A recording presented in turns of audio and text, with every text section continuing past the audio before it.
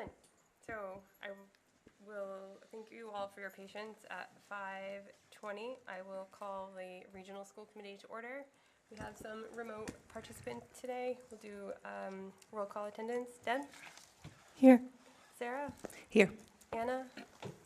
Here. Irv? Here. Tim? Here. William? Here. Sarah Vest present. Bridget? Jennifer? No? Oh, they can't hear. Oh. Does that mean the meeting hasn't actually started? Okay, I'm here. Okay, great. I just heard Bridget. Yeah. Can we turn up the volume? Jennifer? Jennifer, ask to unmute. Thank Okay. you. Sorry, we were getting, the host is not allowing you to unmute. But now I can unmute, so we're all set. I'm here. Excellent, thank you. Okay.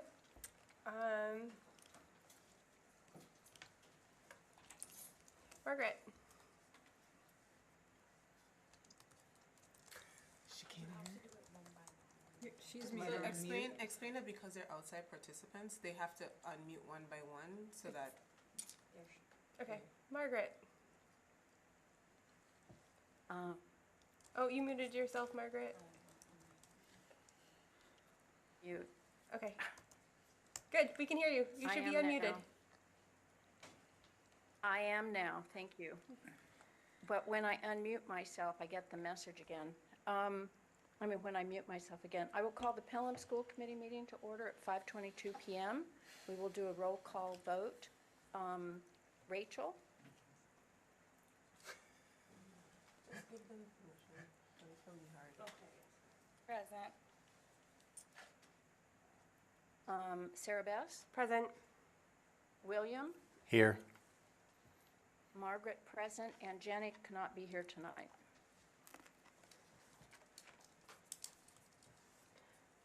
Okay, thank you.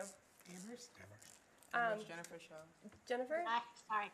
I am now unmuted, so I will say that we're not going to call the Amherst School Committee to order tonight because the chair neglected to post the meeting on the Town of Amherst calendar per open meeting law, and that is on me, and I apologize. I will be sure to properly post the rescheduled meeting. Thank you. Okay, so thank you, everyone, and thank you all for your patience while we organized ourselves. It took a little longer than we thought it would. So first, I wanted to say thank you to MARS, the Massachusetts Association of Regional Schools, since they put together some municipal reports for us, which are attached to our meeting. Unfortunately, due to unforeseen circumstances late this afternoon, they were unable to attend tonight. We will reschedule with them. It is looking like it will be September 25th at 5 p.m. And I will confirm and send the invitation along once I have confirmation. However, all of that being said, I did want to give opportunity for us to have a discussion about them, the reports, as we have received them.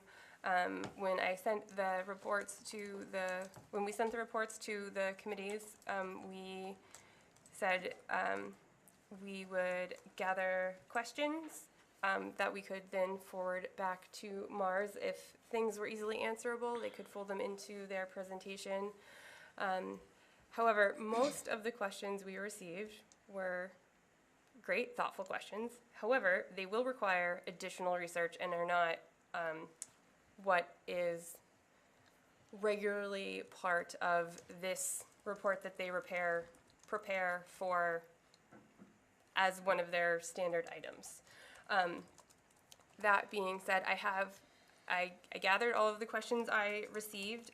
They have been attached to the meeting, so we can have discussion about them tonight. There are 16 pages of them, maybe. Some of those are graphs, so it's not all just tons of questions. However, we should have a conversation about if we want to engage with MARS to have them provide us an estimate or a proposal for collecting the additional information that was talked about in those questions. This is not a question we need to answer tonight. However, given how much feedback we collected, I thought we should have a conversation about it. So I am happy to open the floor to anyone who would like to start the discussion. Sarah? Can I, can you give an overview to those of us who weren't on the planning committee that has generated this? What is the purpose of these reports, and what is the goal of having almost a four towns meeting, but not quite? So, Yes. How are these to help us in our process? So, good night. I think I wanted to start off and answer that question in, I believe it was in June or May, we had proposed, and there was conversations. I was approached by, I believe, the town of Amherst around creating a fiscal sustainability group. The committee's received one. We've had, Shannon and I have had conversations with each of the four towns and the finance committees. But what we wanted to create was an opportunity for a neutral party to kind of gather some of the fiscal information, do the research, data mine for us, and create this report as a starting or springboard to the conversations around how are we financing the schools, what does it look like, what's the impact to the towns, what's spending. And so the Mars report was a part of that fiscal sustainability, fiscal conversation that the district proposed and was working with. We would bring together all four towns, the three school committees, to kind of talk about how are we adequately educating our students, what's the impact of funding, what does it look like. The idea was that neither the towns nor the district would have created a report. Mars, a neutral entity, mined all of the data and created the reports. And then from there, we would determine what our next steps are to engage in with the towns as well as the committees around having a deeper conversation around funding. Deb? So what is the charge to the Mars? What was it specifically? This is a municipal report that Mars creates. They have created this report for other towns. It talks about, and for other regional districts. We did not design this report and specifically say, we want to make sure A, B, C, and D are all collected in there. This is a report that they say, we write this report. Would you like us to write this report for your member towns? Okay, thank you.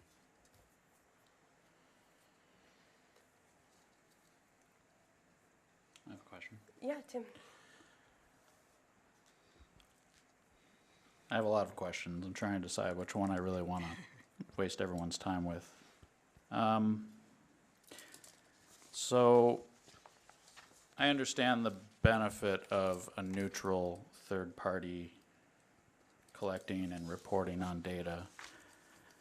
I guess I have a two-part question. One is it's not clear to me that Mars is a neutral party. I mean, we could also invite the Chamber of Commerce to report on municipal finance, and that would also be questionable as to whether they are a neutral party. So I just wanted to point that out and hear feedback on that if anyone has any. And I'm wondering if we have other ways to collect, analyze, and report data for our towns and districts without Mars. So the first thing that I would say is that when I stated neutral, I said it wasn't the towns collecting information, it wasn't the schools collecting information. And this is, as Sarah Beth stated, this is a part of the work that Mars has actually done with different regional and other municipalities, other school districts.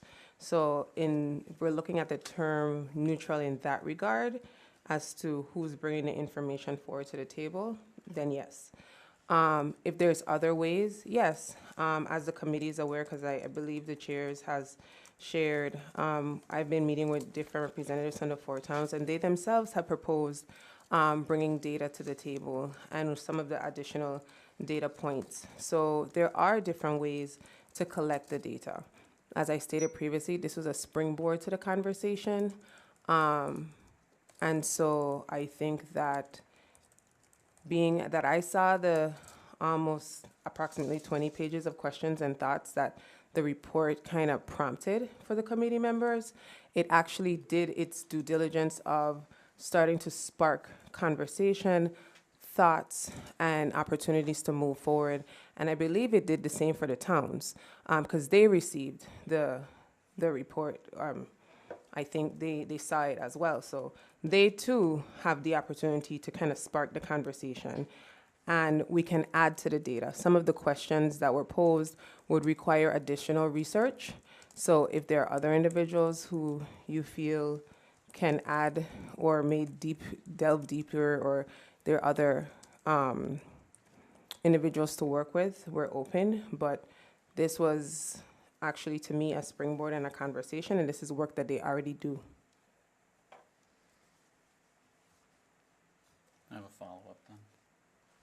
Okay. Go ahead, follow up.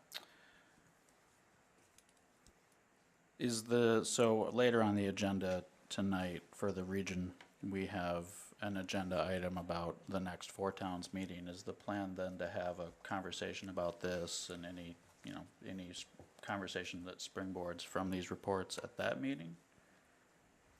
I believe when that item comes forward, and from my practice of being on the regional school committee, usually the committee kind of determines with the superintendent what the agenda would be, some critical talking points that they think would be look for. So I can say that based on it, it may come up. If that is a suggestion, usually the Four Towns meetings always kind of revolve around these conversations of finances, so it would more than likely be a part of the topic, yes. I think Bridget, and then I saw Deb. Yep. I'm gonna try and go back and forth. It's very tricky to manage both the online and the in-person, so I apologize in advance if somebody feels like they are being skipped. Yeah, thank you, Sarah Beth, for organizing all of this. There's a lot of moving pieces and I really appreciate it. So first I just want to understand, is Mars presenting to us tonight? Mars Or are is we just talking about the reports we read? Mars is not presenting to us tonight. Unfortunately, they had unforeseen circumstances come up at the very last moment. However, given that we had all worked together to have tonight happen, I didn't want to take the opportunity away from people to have conversation if that was important. However, I think we have tentatively scheduled Mars to come to present in the same format on September 25th at 5 p.m. But like I said, I will confirm that and share that information widely once it is finalized. Okay, the reason I ask is I think, the way that most of us, at least reading the questions we had, put our questions were really like questions to Mars, like how typical is this pattern we see in our data, or how typical is that? So I still think that's gonna be an important piece. Agreed. I did want to say, about a year ago, we started the fiscal sustainability subcommittee on the region, and we've been working really hard, and we pulled a bunch of data together, as well as, presenting data to the state and to DESE and to other folks. And so I don't want the Four Towns fiscal sustainability group to work in a vacuum, because we've already put in a lot of time and effort, but also we have a lot of really good data. Some of it we just presented, very recently to Jocoma for, and we've been out there bringing it along. So I don't want us all working in silos when we should be working together, I would say. And I really appreciate the data that is here as well. I think it gives us a lot of food for thought and some good conversations to have with our towns. Some really good starting points in it, and it really, I hope that every town councilor gets a chance to read it, because I think it starts to unpack some mythology about the different types of spending and how different departments are funded and this equal percentages discussion that we have, you can see in this data that that's not really accurate. So I'm just really glad we're starting this discussion. Thanks, Bridget. Deb? I just thought it might be worthwhile for the public to know who Mars is. I can't pull up a brief description of them because I don't have access, but, They are the Massachusetts Association of Regional Schools. right, and their charge or their organizational statement. I have it here, but it's not saying anything. Here. I guess the purpose. All right, so according to their website, their purpose is the association shall be to provide closer cooperation among and effective communications between administrators and school committees of regional school districts in the Commonwealth. It shall also be the purpose of the association to study issues of regional school districts and identify and provide guidance to the best options. Representative members of the association shall be the school committee, superintendent, school business officials who shall commit to working closely together with regional schools to provide students with a quality education. Is that what you were going for? Yeah, so follow-up then would be, are they an umbrella, are they under an umbrella? Are they a state organization? Are they independent and they collect dues? I don't know. I think they collect dues. They Sorry. collect, they collect dues. Okay, Yeah, it looks like they collect dues. thank you. It looks like it's MASC, but it's an For organization regional for schools, regional schools. Okay. And I did email you just a minute ago. Margaret? So, there is a lot of data here, which is good. We tried. I would like to know how, because there's some data in the Pelham report that is perhaps inaccurate. For example, on one of the charts, they've included all the elementary schools along with the Pelham elementary school data. So for Pelham, it's an irrelevant chart of data and shouldn't be used for Pelham. So I'm wondering, how do we correct things that are here? There's another place where the data about, I'm sorry, I'm Margaret Stancer from the Pelham School Committee. Somebody asked in the chat if we would please introduce ourselves when we speak because they don't all know who we are. So how do I go about passing on the concerns about the data that we think is questionable or not correct? And another question I have, which I think was one somebody asked in the report, this is great information about the towns, but what about the school budget? Are we going to get information about how the money is being spent in the various areas of the school budget as we go forward with the planning? So Margaret, you can email myself and Shannon, and we'll be in contact with Mars with the errors that are, and if anyone else has found any errors, please email myself and Shannon, and we will definitely forward it over.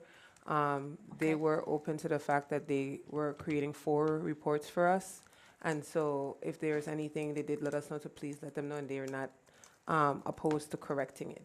So whatever you find, please let us know, myself and Shannon, and we will, and as for anyone else, if you see something, like I saw a misspelling where it's supposed to be Fort River, but it's not Fort River, it's like Fort Farm or something, like they have a different, like we're trying to say Crocker Farm or Fort Farm or something came up. So I have a couple of things that I'm gonna send to them. If you see something, just let myself and Shannon know. In regards to the second part, this is their standard report. We did receive the questions, and so we did ask them in the questions about delving deeper in those areas, including creating that picture of the school spending and funds.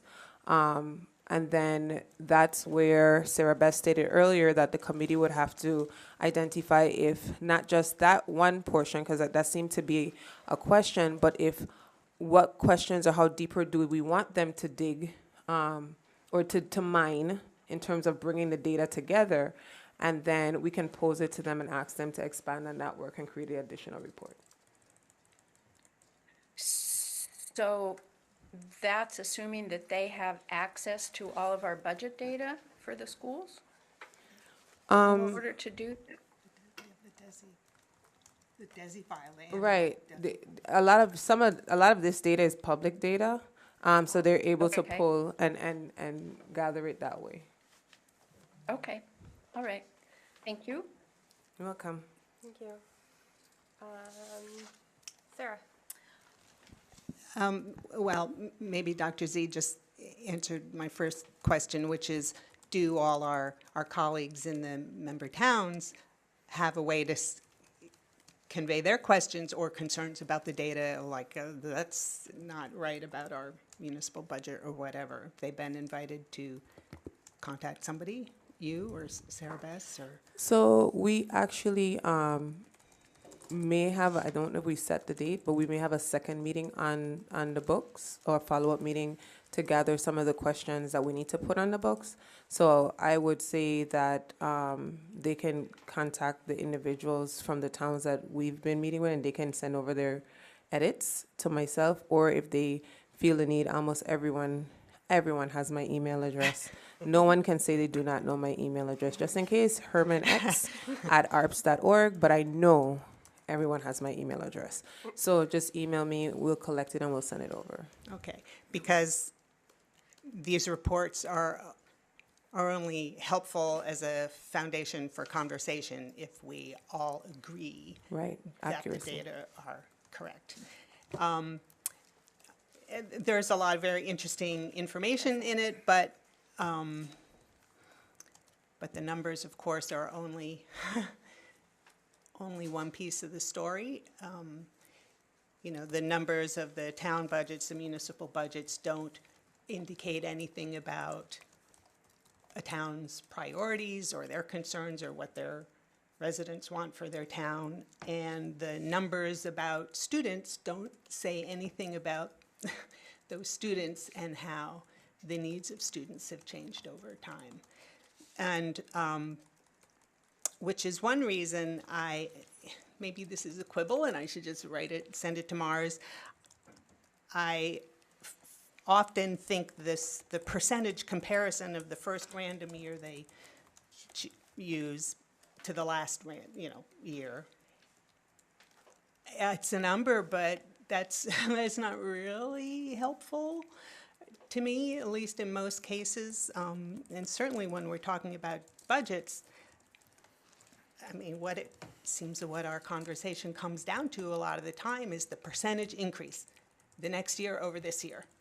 You know, and what is the increase in local revenue year over year, and what is the increase in the school budget or whatever year over year, not just 2019 or 2015 to 2024.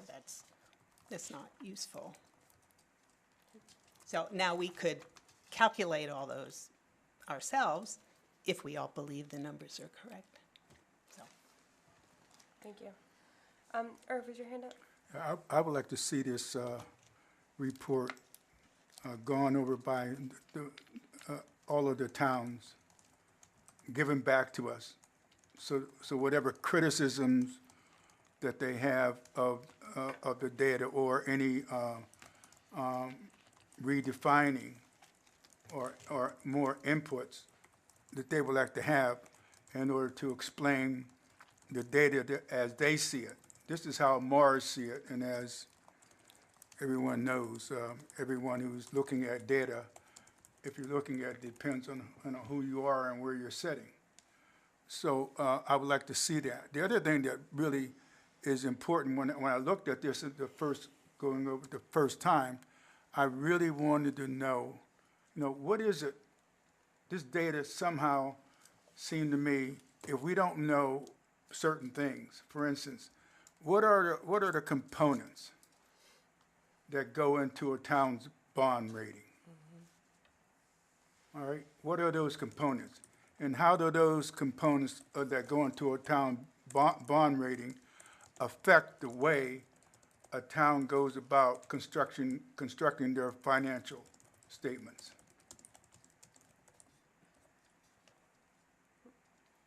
Thank you. I think Dr. Z mentioned before, like these are, like, we have to start somewhere, right? And this is as good as a place as any, right? So we need some information. I think other people have said before that we all agree on as fact and truth, and then we can move from there so we can continue having our conversations about how we can all work together, right? Tim? Thank you. So in June, I think it was early June, we discussed the prospect of getting together as a committee, or maybe multiple committees, with the fiscal sustainability working group, and there was a one-page agenda for a workshop, and we deliberated over that. I found it very promising. Circumstances didn't support it. I know that there was a need for, well, there was a wish, which I thought was wise, to have a facilitator attend, a third-party facilitator from Mars. Their schedule didn't work out. And, you know, so there was discussion about making it happen in August. That also didn't work out, also understandable. And now we'll find a time to meet with the fiscal sustainability working group if we choose to as a committee. I'm not totally clear on where the deliberation, or if there was any deliberation on reaching out to Mars for these reports, where that took place. I don't think it took place on the regional school committee. I've been aware of the process taking place, but I felt a little out of the loop as a committee member. That's all to say, now that we have the reports, what do we, the regional school committee, want to do with the fiscal sustainability working group?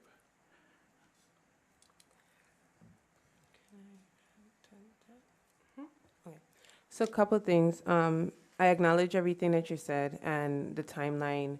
And one of the things that occurred in meeting and in moving forward is that, and especially with meeting with Mars to talk about even facilitating this, was the conversation around, when you bring everyone to the table, what are they going to be discussing? That's where they presented the fact that they actually do this type of reporting, and this would be a good springboard and talking point. And we agreed. I agreed, my team and we agreed and said that would be a good talking point, because at least we have something to begin a discussion from. At least we're not pulling and mining and doing those things. We also, as I believe the committees are aware, continued speaking with town representatives around what this work could look like. The idea is that we were trying for the intent and essence of the work that we were trying to do in June and trying to do in August not to fall to the wayside.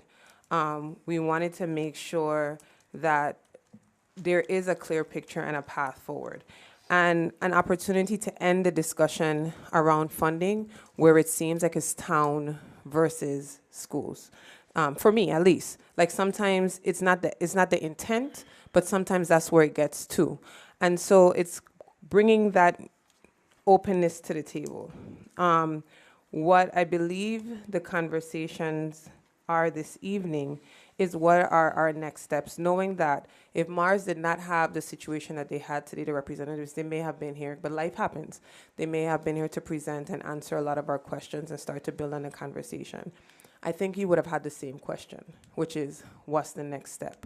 For me, the next step is for, and this is as a superintendent who's starting to enter building our draft budgets, those fiscal conversations, is now how do we facilitate as committees bringing the meeting forward? What are our next steps in terms of how do we engage this conversation, especially knowing that the committees lead the budget building. Like that's where the budget rests. And so my ask is, this is a springboard, but where as a committee do we see the collaborative next step of engaging, knowing that we're also going to be planning the next 4 towns meeting, knowing that like Irv said, the towns are going to review these reports and probably give us some feedback as well, so that we can bring that back. I can bring that back to the committees and say, hey, this is some of the feedback that I've received from the towns, and we can determine what our collaborative steps are. But for me, essentially, the committees, what are the collaborative steps that you think we should be moving forward with? Deb, you had your hand up. Yeah, so I'm going to plus one what Tim said. I understand that these conversations took place over the summer. I also am confused about the creation of these reports in the absence of the context with which we had agreed they would be presented, which is the convening that you spoke of. So that's a point of concern of mine, as well as the fact that the conversations that took place did not involve the representatives on this committee that have been tasked with dealing with these issues in particular and have spent a fair amount of time, myself being one of them, learning, understanding, and digging into both the information presented on the DESI website as well as in various town financial committee meetings and conversations around school budgeting. So I feel like before we decide what to do next, we need to decide who's involved and who's making decisions, and really be thoughtful about not working at odds with ourselves as a committee and working as a union, working as a well-functioning committee. Thank you. I think Bridget was next, and then I saw Sarah's hand. Well, I think obviously at least from my view and the way that I prepared for this meeting tonight was really to hear from ours and get their expertise and integrate that into the discussion we're having between us and our town. The Fiscal Sustainability Subcommittee also has information to report back to this committee on. Maybe those should even be scheduled for the same meetings so that all the information is in the room while we're deciding next steps. I think our timeline was probably a little later, but it would be great if we could have that before the Four Towns meeting so that we're giving guidance to the superintendent on the next steps with the budget, since that is our purview. And then also, like, in terms of discussing with the town, maybe our group and the Four Towns group gets together and sort of has a discussion amongst ourselves as well. Like, what have we found so far? What's important so far? What types of questions do we have for each other? Because I think that one of the things we don't get to do is have that discussion of like, hey, this is our perspective on things. We hear this perspective from you, and yet the data is actually even pointing to a third direction. So I feel like the conversation, the dialogue needs to be more robust, and maybe less structured in some ways, which may be what the superintendent was trying to do over the summer, even though that's very hard since school committee isn't meeting in the summer. Sarah? Yeah, the Budget and Audit Subcommittee is going to meet in 2 days, and one of the items on our agenda is to start fleshing out the budget process for this year.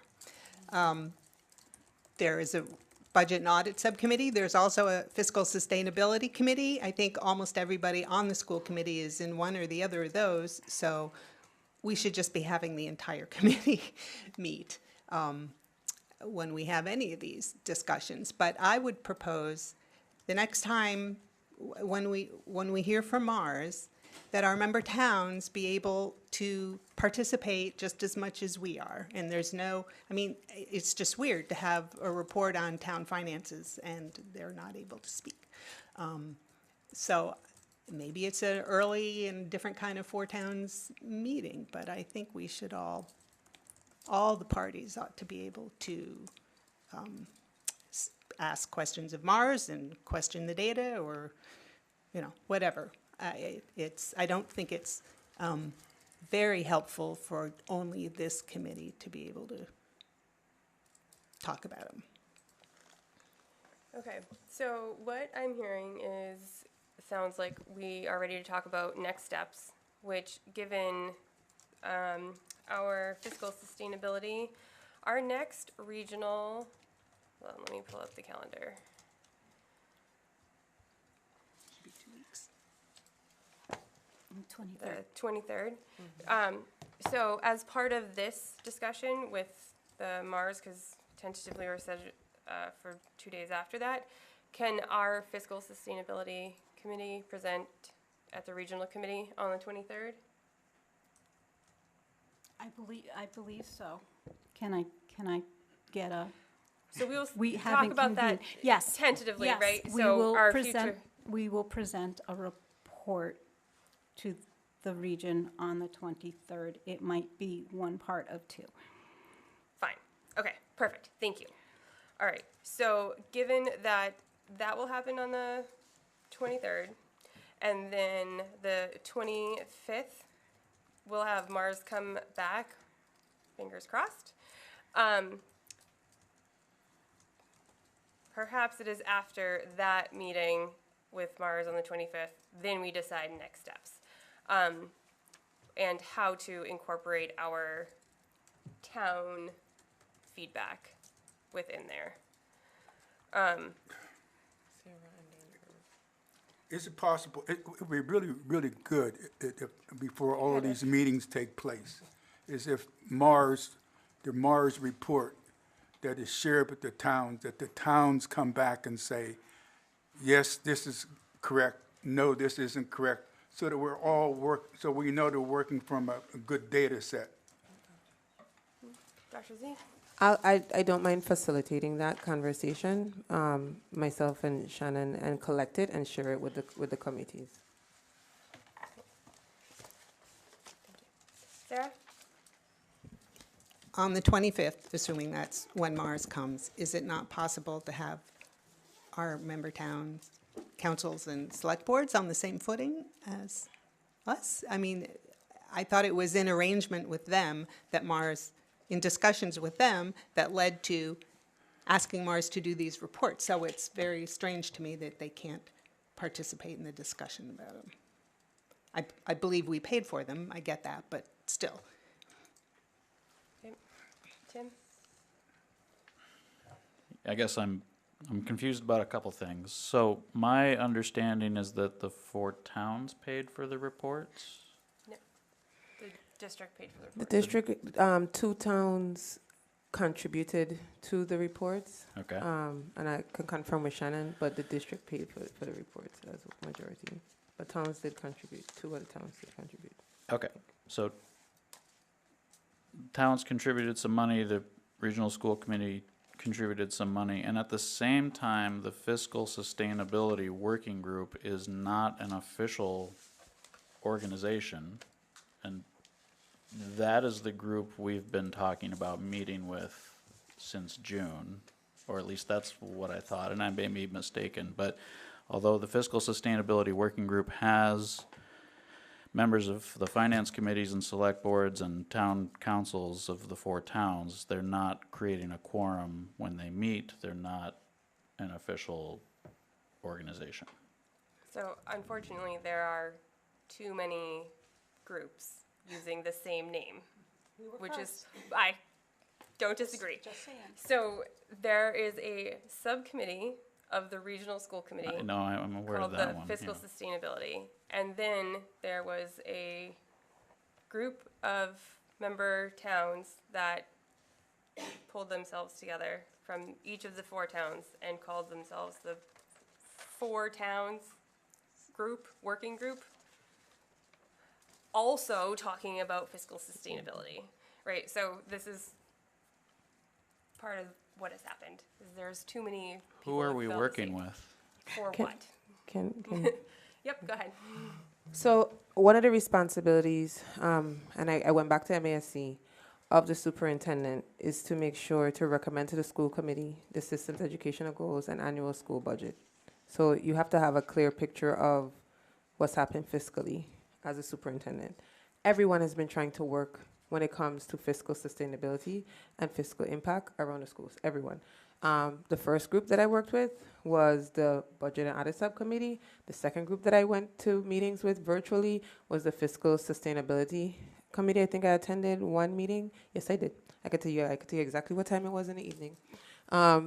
And so, and that was early on. The towns also had concerns about the impact after this year's budget cycle, and they have been trying to come together, especially around the regional budget. Who are we working with? Well, Tim, for me, I have to work with everyone. I report to the school committees, but I also have to engage with everyone, myself and Shannon. We engage with the finance committees, with the different town councilors to make sure that the schools operate and make sure we're able to move forward. Hence the reports, right? So the reports comes through the lens. It may not have been a part of the fiscal convening, but I did go back and I looked at my update on June 24th, and I looked at the bullet that said that I met with Mars today, and I think in that day was around when we talked about the report and what they could generate. A part of recommendations for me, you have to have some data to springboard off of and conversations. So who are we working with to answer your question? Everyone, because as a school, we sit between the towns and we work at the leisure of the school committees. And I think that in terms of the conversation from Sarah Marshall is how do we look at the 25th and make the 25th a collaborative effort? But we also need to be mindful of what questions that we're asking and posing and what Mars is prepared to present that day. Could I clarify my question? Sure. So I'm aware of the fiscal sustainability subcommittee of this regional school committee, and I'm aware of the budget and audit subcommittee of this regional school committee. Outside of this regional school committee, there are 4 towns with public select boards, a town council, and finance committees. There has been an informal group composed of some members of those boards and committees. Who among all of those mix of groups is the regional school committee getting these reports to work with? This was part of a collaborative conversation that was at the request of someone. Who has that conversation been with? The reports were done at the request, like the report, okay. Let me see if I understand you clearly. Are you asking who requested the reports? I'm asking, who have you been working with over June, July, and August that we were going to meet with as a committee in June? It was delayed. There was a 1-page document you provided that was a sort of workshop agenda. There was email back and forth that Sarah Best shared with the rest of the committee in August about working out something. Okay, so we met with a representative from the town of Amherst, a representative from the town of Pelham, a representative from the town of Leverett, and a representative from the town of Shrewsbury. Okay, so is that a part of, are those representatives going to be at the 4 towns meeting? Yes. Okay, 4 towns meeting historically have been the town council or select boards and the finance committees. and that's who we're working with, that's who you have both been speaking with over the summer about these Mars reports? No, representatives from each of the towns. So we had one town councilor. We had we met with Lynn Grismer from the town council from Amherst. We met with Bob Angolia from Pelham. We met with, I'm going to botch these 2 names, from Leverett and Shrewsbury. Makepeace Melissa. Pat Duffy. Patricia Duffy. And Pat, yes. So each one, but they don't, even in those meetings, because of how structures work, they can't make decisions on behalf of the towns. So it was actually just like their memorandum that they posed to the school committees. It was written in the memorandum around having the meetings. And when we came to the meetings, the conversation, and I believe Sarah Best sent updates. And I even met with the 3 chairs afterwards to apologize and talk about skipping the step and moving forward and just trying to keep the work and momentum moving. is what do we do? So the conversation was, again, we're waiting on the Mars reports. The Mars reports are going to provide us with a level of data. Their conversation in our last meeting was when they get the Mars reports, they're going to take it back to their groups, whether it's the FinComs, whether it's the select boards, and gather the questions, comments, concerns, and bring them back to us so that we can pose it to the school committees. So kind of, that's why when Irv stated, giving the towns the next steps, and Sarah stated, I was like, oh, okay, we can do that because we already had that preliminary conversation of what that may or may not look like.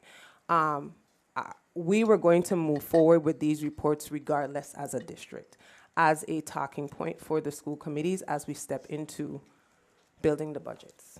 So I just want to make that very clear. Okay, as an action item, I would request that in addition to figuring out as a regional school committee what we want to do with these reports and with this process, is to understand clearly who it is we're working with, and who is making decisions. And if we have a presentation from Mars, and I agree with Irv and I think Sarah that members of the towns who are not on this committee would be great. I would love it if they could have a chance to speak and ask questions along with us.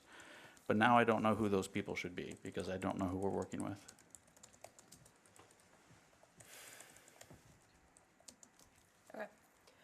Okay. So we will, the groups who have historically been at the Four Towns meeting, the regional school committee, and the select boards, town council, and finance committees have all received these reports already. I sent them to them over the weekend, I think so. Plus they are posted to board docs. They are very easily accessible. We will, on our meeting on the 23rd, we will have our regional school committee fiscal sustainability have a presentation. On the hopefully 25th, we will have Mars come back and present these reports, at which point then I think we can make decisions about next steps and if we want them to mine more data for us and what that cost will be. I'm not feeling like we have, like that is our next step before we can all meet again. Okay. Any final comments before we adjourn? No? Okay. I move to adjourn the Pelham School Committee. Second. I'll take a roll call vote. William? Yes. Sarah Bass? Yes. Rachel? Yes. And Margaret, yes. Pelham is adjourned. All right. Thank you. And I will adjourn the Regional School Committee also at 6:08. Is there a second? Second.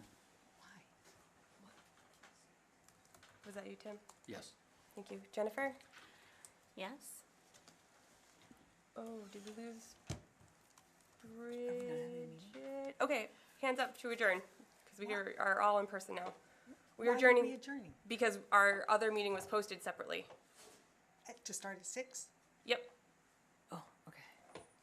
All right, we are adjourned. Thank you.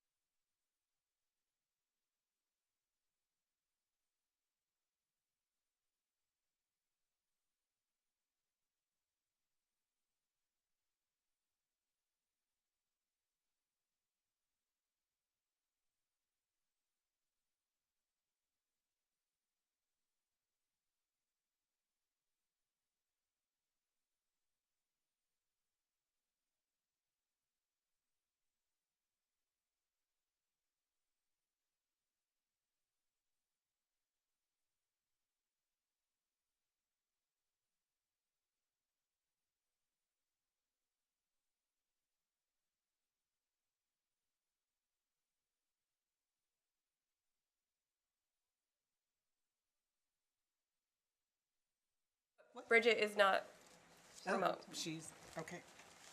so she's just not here.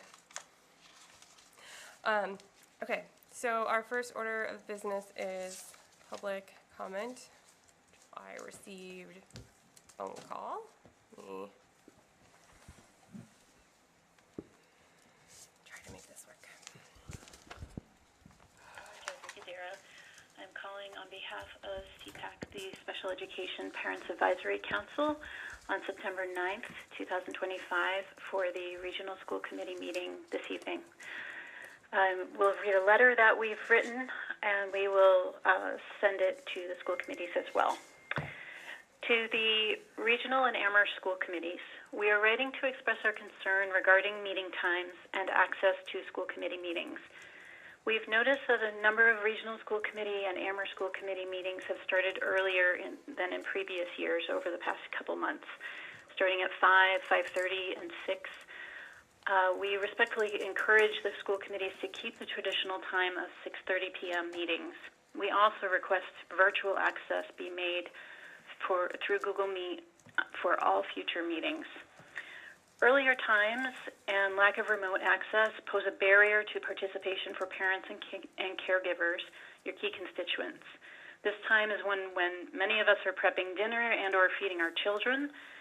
That's why I can't be there tonight to say this to you in person. For many of us, it's also a time when we're navigating after-school activities and sports. Finally, for folks who are balancing 9 to 5 work, this new time places a further impediment as many may not even be home yet. We know our school committees are committed to encouraging participation from parents and caregivers. Ability to participate is particularly key for us as parents and caregivers of students with special needs, given that, special education, sorry, I've just lost my place. My apologies.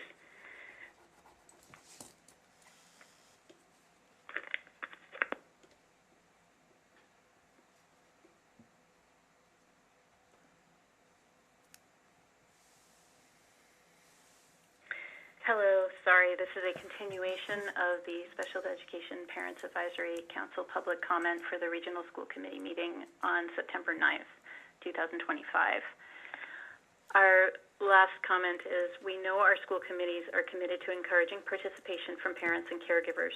Ability to participate is particularly key for us as parents and caregivers of students with special needs, given that special education programs are frequently facing budgetary cuts. We hope that the school committee's commitment to inclusion and democratic participation still stands and that you will reconsider these new meeting times. Sincerely, the Steering Committee of the Special Education Parent Advisory Council. Thank you very much.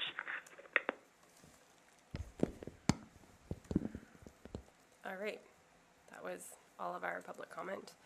Okay, so first up is our under new and continuing business is our district update prototype.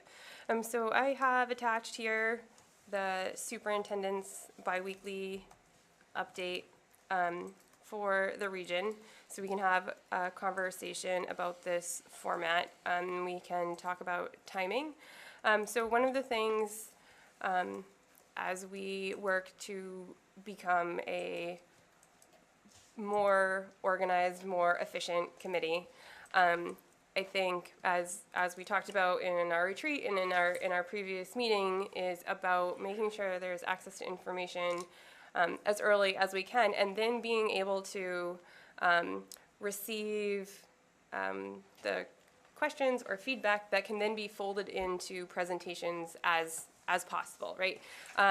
So test run a few times, which I think is working very well.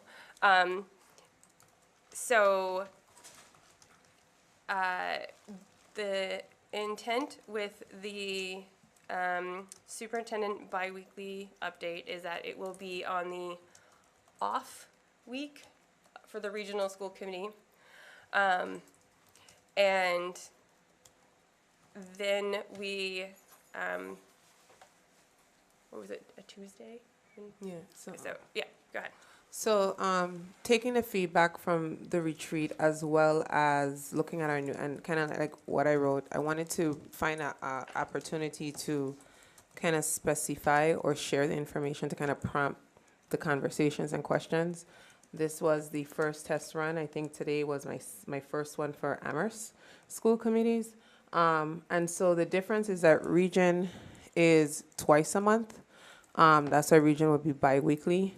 The idea is that some things that are asked for, like presentations on, may not, kind of when we met with Tracy, do we want to use a school committee meeting or do we want to just get information on it?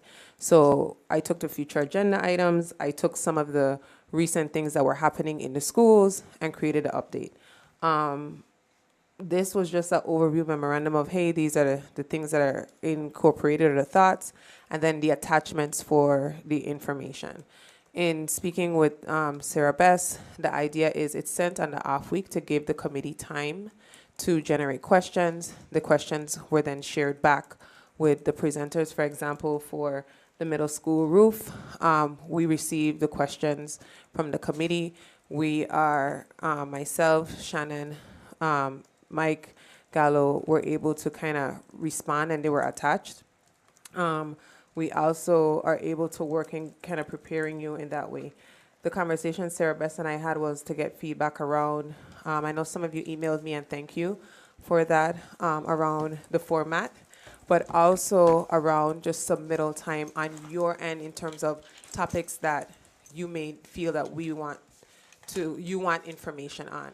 So the idea is that being that it's on the off week and sent on the Tuesday, which is the Tuesday before the meeting, when would the chair need to have the relevant items that would need to go into the update, which would allow me to gather the information, get everything together, formulate the update, and get it to you by the Tuesday of the off week before the meeting. Sarah, your face says, I have a question. And maybe you know what it is. So, and Dr. Z, you're addressing my question of how do I ask a question that perhaps can be answered this way. So I should mail my questions, or I'd love a overview of X to Sarah Bess, not to you, to Sarah Bess. And when do you want them? So that Dr. Z has time to get this done on the Tuesday before. So. Right, so that was part of the conversation, right? So how much time and what the expectation would be, right? So if they come out on Tuesday, Dr. Z and I meet on Wednesday to plan our next meeting. So that's probably not enough time for everybody to have their thoughts put together, right? So this was where we landed, which was, we'll ask the committee what everyone thinks.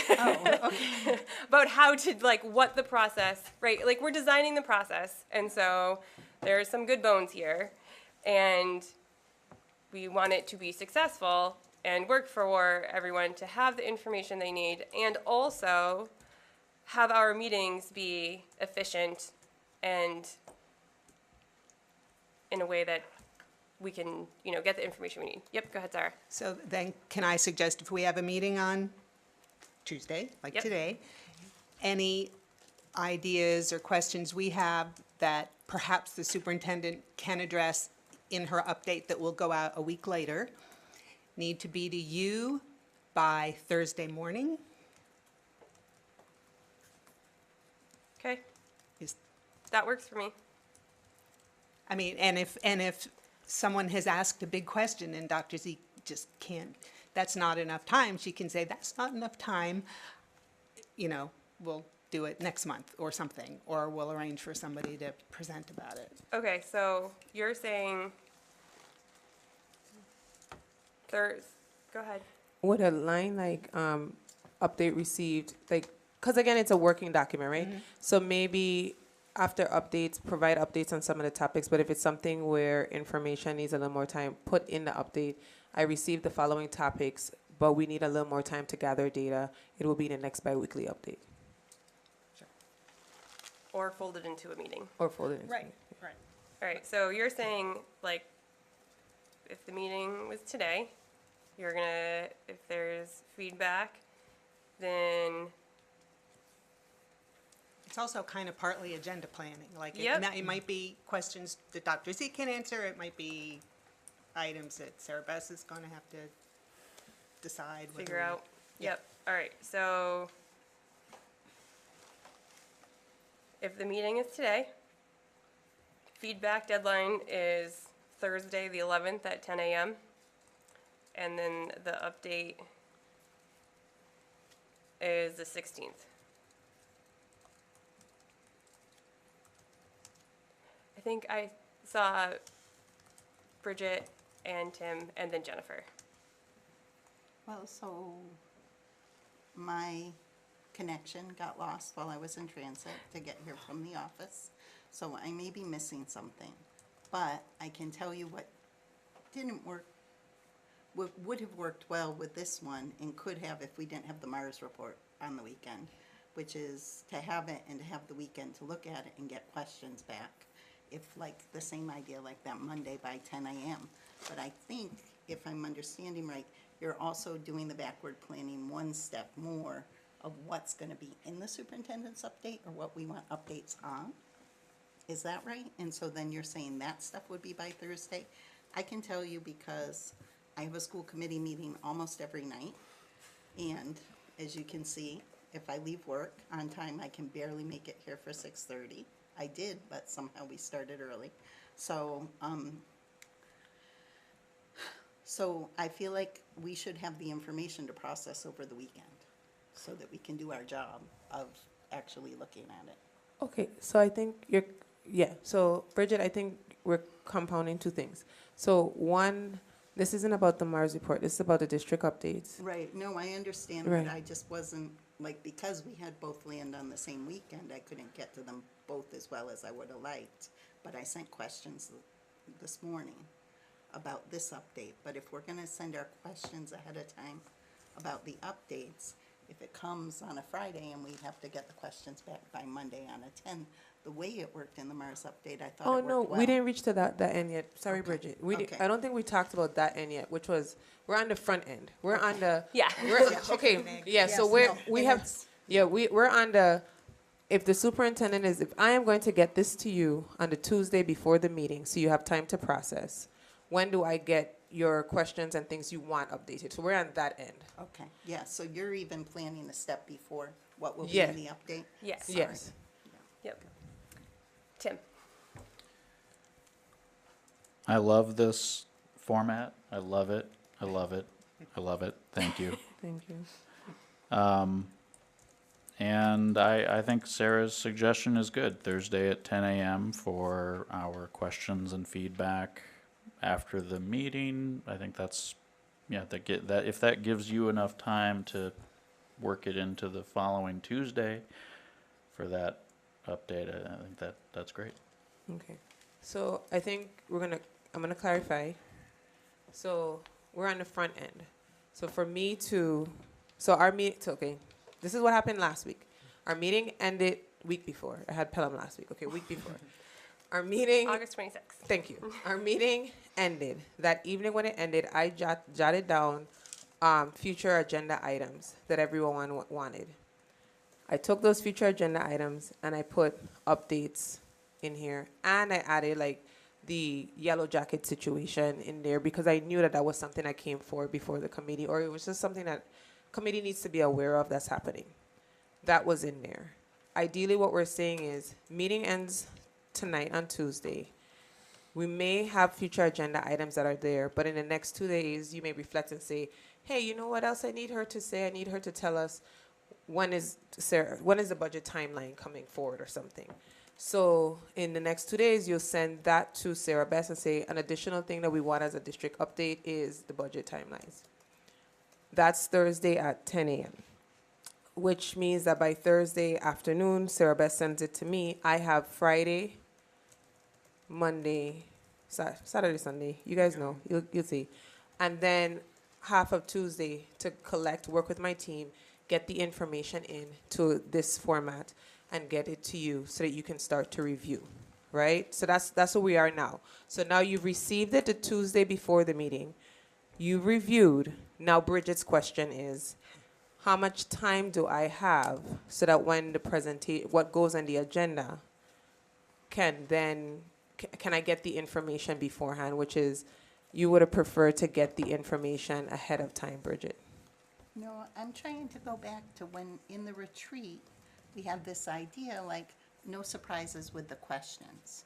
And so my understanding was, if you sent out the superintendent's update, and let's say you sent it on Friday, then on the weekend, we could send you questions as opposed to like you being surprised by them in the meeting. And I think that's great, because we get better information and Right. you have a heads up of what's on our mind. So I'd love to do that, but I think describing my schedule was just, I know other people must be in the same boat. Like, I don't know what weeknight I would work on getting you those back as well. Okay, because we got some questions, but Yeah. Jennifer? I feel like we're conflating various things. So I'm going to back up and say that at our retreat, Tracy Novick from MASC told us that having a superintendent's update with a presentation at every meeting was not a best practice because the elements in the superintendent's update are not in the agenda. So the superintendent's going to be talking about things. The public doesn't know that she's going to be talking about them. We're going to be asking her questions, but no, public didn't know that ahead of time. She generally said that's not a best practice. And so looks like we have ceased having a superintendent's update in the agenda, which is fine. I think is fine. I mean, we still have to talk about the things that we need to vote about, of course. And then, so I feel like in place of that, I thought this biweekly memo was in place of the superintendent's update as an agenda item. And I think getting that biweekly with whatever you would have put in the superintendent's update presentation is fine. And we didn't, I don't think, give you input on a regular basis as to what we wanted to see in the superintendent's update. I mean, maybe we did, but I don't remember that being this structured. So and given that you're going to send this every 2 weeks, it kind of feels like my opinion is we don't really need a timeline for when we need to get a question to you that's going to make it into a biweekly update, because they're every 2 weeks. So like, we have a question, we send it, you put it in the next one or the one after, depending on how that works for you. So then separate from that, I think, is the idea that whatever we're going to be meeting about that's on the agenda for any given Tuesday, we want to receive the information by when the agenda is posted, which is 48 hours before Friday. And I think that may be what you're referring to, Bridget, like us having the information, the presentation, whatever, the materials for the agenda item when the agenda item is posted, which would be usually be on Friday. That, I think, is an important thing, but that's different from this memo. So that's my understanding of what we're talking about. Thank you. Okay, so that is fine if we don't need an organized schedule and there is no expectation of it being folded back in a specific order, I guess. So we can try and freeform it. Yep, go ahead, Sarah. I guess that leaves me, though, a bit uncertain, like, because I do ask questions directly to Dr. Z sometimes that might or might not ever come to a meeting. So now I don't know, I should stop writing anything to Dr. Z and just send all my questions to Sarah Bess. I mean, now I'm not really sure. I guess if I think it's like of interest to the whole committee or the whole community, I don't know. So I just don't want to, I don't want to be reaching out to Dr. Z if she prefers that we be emailing questions to Sarah Bess. So the filtering the information like that through me was about often the same questions get asked, right? So then rather than responding individually every time, then they can be condensed into one response. But you should continue to email Dr. Z if you have questions.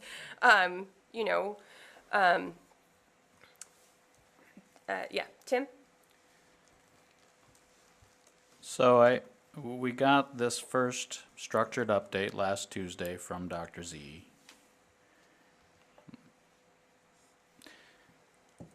Next Tuesday, we're expecting another similar update from Dr. Z. And if any of the elements of that update belong on the following Tuesday's meeting, then Sarah Bess and Dr. Z will have time to put it on the agenda for that meeting as specific topics, rather than just the vague superintendent's update. So that's one purpose of the timing, is to get the topics organized and in our hands, and get any additional feedback from us, if we have any, in time for Sarah Bess and Dr. Z to get the next meeting agenda out with specific agenda items that the superintendent will update us about. Does that make sense? Go ahead, Sarah. I think we'll learn as we go. Let's just keep going. I think It will- we'll goof it up a few times, and then we'll figure out some ways that don't work, and then we'll be great when we figure out some ways that do work. All right, perfect. Okay. FY25 fourth quarter update. My friend Shannon, are you here? Yay. I am. Good Thank you. evening. Okay, so we will just dive right in. Is it presented on the screen up there, or should I present it on this side? It's presented, go ahead and, Just dive in? yeah, Okay. dive in. Okay, so I'm going to give the update on the Q4 at the region. Overall, we landed on target and under budget, which is good for the region specifically. Our salaried payroll was lower, and that's partly due to turnover and unfilled positions that happened throughout the year, so there's some savings. Our contracted payroll was over than we anticipated. However, part of that was moving the athletic trainer position that was originally on the athletic revolving fund off of there and onto our operating budget, which we didn't previously have budgeted here, but we had to cover some of the athletic costs. And there was also higher costs in our substitute lines, or no, I'm sorry. Yeah, in our substitute lines, that what happened throughout the year from staff absenteeism. So that was higher than we had originally budgeted.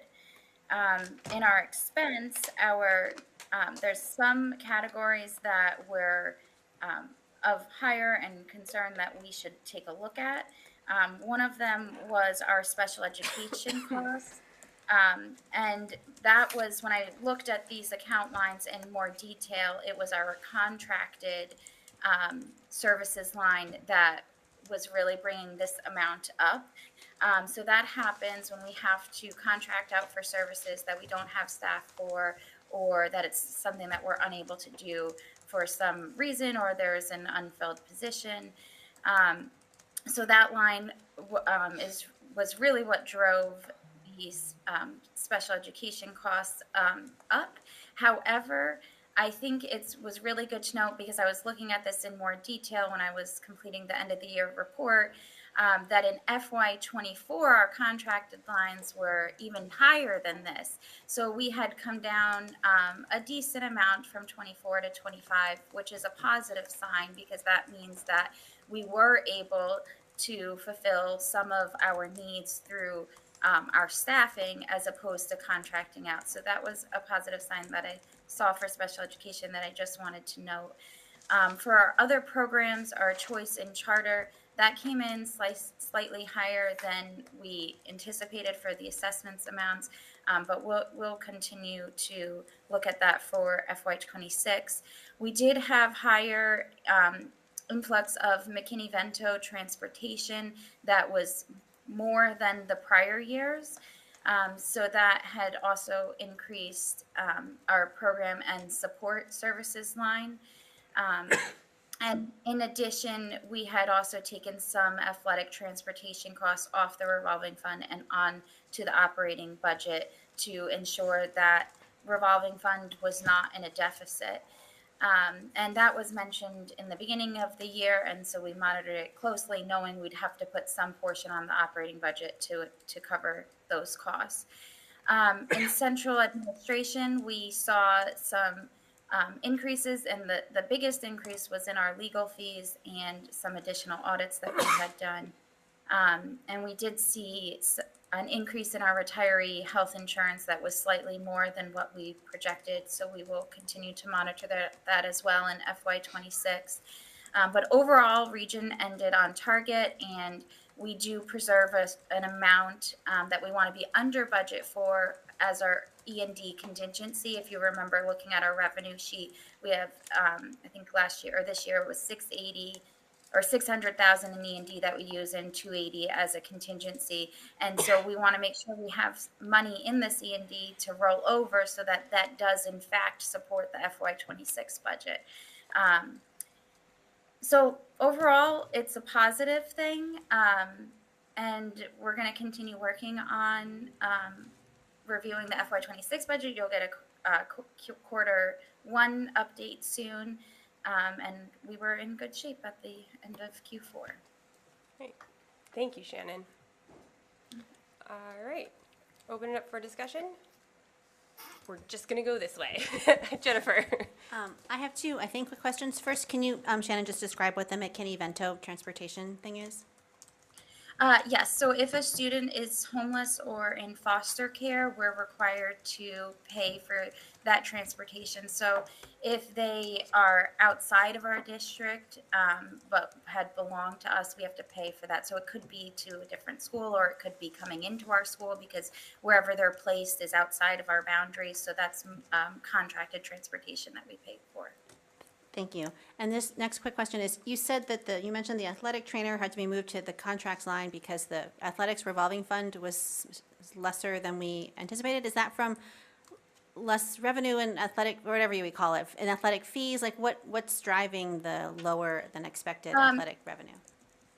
So when I looked at this closer at the beginning of 25, the amount that was budgeted for the estimated revenue that we would bring in for athletics didn't make sense. And so it appeared that the expenses and revenue would offset and it would be a zero balance. But if you looked at the history of the revenue accounts there, we weren't bringing in that amount when I looked at the actuals. So for FY26, I had projected those to be where an average of the prior year's actuals. So we should be okay. I'm gonna knock on wood for 26, but for 25, because those revenue budgeted amounts were so high, we weren't actually going to receive that. So that projection was incorrect, and so therefore we needed to move these expenses off because we didn't have the money in the revolving fund to support it. Thank you. I just wanted to mention that I'm aware that the district is now charging for home volleyball games to attend as a spectator, which I'm fine with. I'm in favor of. But I think that's a new development this year, partly probably because of the issue with athletics revenue. So I just wanted to ask that next year when you talk about athletics fees, that we also talk about ticket prices. Because I would imagine that's also something the school committee needs to, I think, approve. I could be wrong. Thank you. Yep. I can check on that. I don't have the answer to that right now, but I will also just add that when I looked at the athletics revolving fund over time, we used to receive more revenue and it's slowly dwindled and it's going down. So, and I think part of that is with the collection of funds, but we've also implemented a new electronic system this year that's really exciting so that it isn't just cash being collected. People can pay online as well. Deb. Thanks, Shannon. I had a couple questions. One, just could you clarify the McKinney-Vento? So if a student is a resident, I thought it was the sending district that was responsible for the transportation. It is. So if a student resides, I don't even know how to So ask the we question. could pay for we could pay for transportation who's in who's considered homeless or foster care. They could Go back to be our student but not be located in our boundaries anymore, and we are responsible for that cost. Got it. Okay, thank you. The other question I have, and I just always appreciate your responsiveness to any detailed, weedy question I asked. So this is gonna sound like a complaint, but it's not. Just, I think I had asked for a breakdown, a more granular breakdown, not a tiny little granular breakdown of some of those lines that were trending high for Q3. And I'm not sure if I got it. I don't think I know I got it. Okay, I thought I had done that. We'll go back to our emails. I will check, okay. and if you find it, forward it to me, and then I can Okay, also thank search you. it. And then the last question is just more of a statement. Thank you for teasing out that part with the athletic trainer, because that part never made sense to me, moving it back to payroll from the athletic fund makes 100% sense, so I appreciate that foresight. Thank you. Sarah, was your hand up before? Anna? Bridget? Oh, yeah. I thought there was just like a sea of hands that went up all together. We So did I just the figured wave. I'd just go around. Perfect. Well, I guess Shannon, first I'd say, like, amazing, 98.99%. You know, people manage smaller budgets and try to stay within 10%. So I just appreciate so much your work here. And also some of the things that were trending high in our first updates are within range, which is great. I noticed that in facility and transportation. So my question first off is, in the contracts, do you know what worked, and can we do more of that, whatever it was? The second thing is the central admin category 134. Of course, I'm guessing legal fees, but let me know. And the 202% in student programs, just because my computer isn't working, so I'm not able to read as carefully as I usually do. Is that the McKinney-Vento, or is that something else in student programs and support services that put it at 203%? So the student and support services was partly McKinney-Vento, but that was also the athletic transportation, contracted transportation. For the, what was the one prior to that you said? Oh, central administration. admin. That is, yep, that is mainly our legal fees and an additional audit that we had done when I looked at those lines closer. And the special education, that is, I think that's a positive sign for special education, that we were able to fill some positions and that we didn't have to contract out. So that's the direction I'd like to see us move in. But we'll see what happens. So, but I don't know if we will try to do more of that. Thanks. Or did you have feedback? No. Okay, Tim? Just say thank you for the report, Shannon. Of course. I would plus that, thank you. And I would also say, because I'm not a huge, I don't have the bandwidth to be such a huge advocate always. However, the foster child placements transportation, I feel that as it was very close to my house, I feel that we should ask, like, it's not fair for the school district to have to always pay those fees. And so I think this may be something, if people speak to their legislators about, this might be a transportation cost that really the state should pay. Because I do think it's important for kids that are removed from their home to be able to still maintain their home schools. But it's a huge cost. I think when we looked at like what the little vans cost, it was like $500 or $600 a day. I think we saw those figures. That's a big cost for the school district to take on if a child can't be placed in the same neighborhood. And we all know there's not enough foster homes, so they can't always be placed in the same neighborhood. So I feel like the state should pick up that cost. Maybe other people can take that cost. And thank you, Shannon, for everything you're doing. Yes, I also want to say thank you, Shannon. I appreciate your diligence and your just wealth of knowledge when it comes to our budgets. So thank you for this and all of the work you're doing with it. Deb? I'm just going to say I'd be happy to reach out to legislators to put that, Nudge? to whatever, put the bee in the bonnet, I don't know, nudge, whatever it is. Yeah, I'm on it. I will just say there is very tiny reimbursement they get, but it's not like 50%, 100%, 20%. It's like under 10%, it feels like. So it's very small. So, Thank you. Go ahead. fair share money is, there's $1 billion sitting there from last year, or maybe they dispersed some of it, but there's a lot of it. Thanks, Deb. Thank you, Shannon. Okay, next up is a brief update for our middle school roof MSBA project. So you still have me for that? Yes, Unless and Dr. I'll just start off, and Mike is also here. Stemming back to our conversation on the superintendent's update. So the team, thank you, Mike. Thank you, Shanna, has been working diligently with MSBA. We shared our concerns in the update with all of the documentation. And then we received some questions. We attached our responses to the questions. For example, the towns have to to vote. We did already send the language proactively to Shutesbury with the connotation that the school committee does have to vote probably the week before their meeting at the end of the month. So I'm not sure how we would like to do this. When I hand it over to Shannon first to give a brief update tied to the information that we have, and then open it up for additional questions that the committee may have.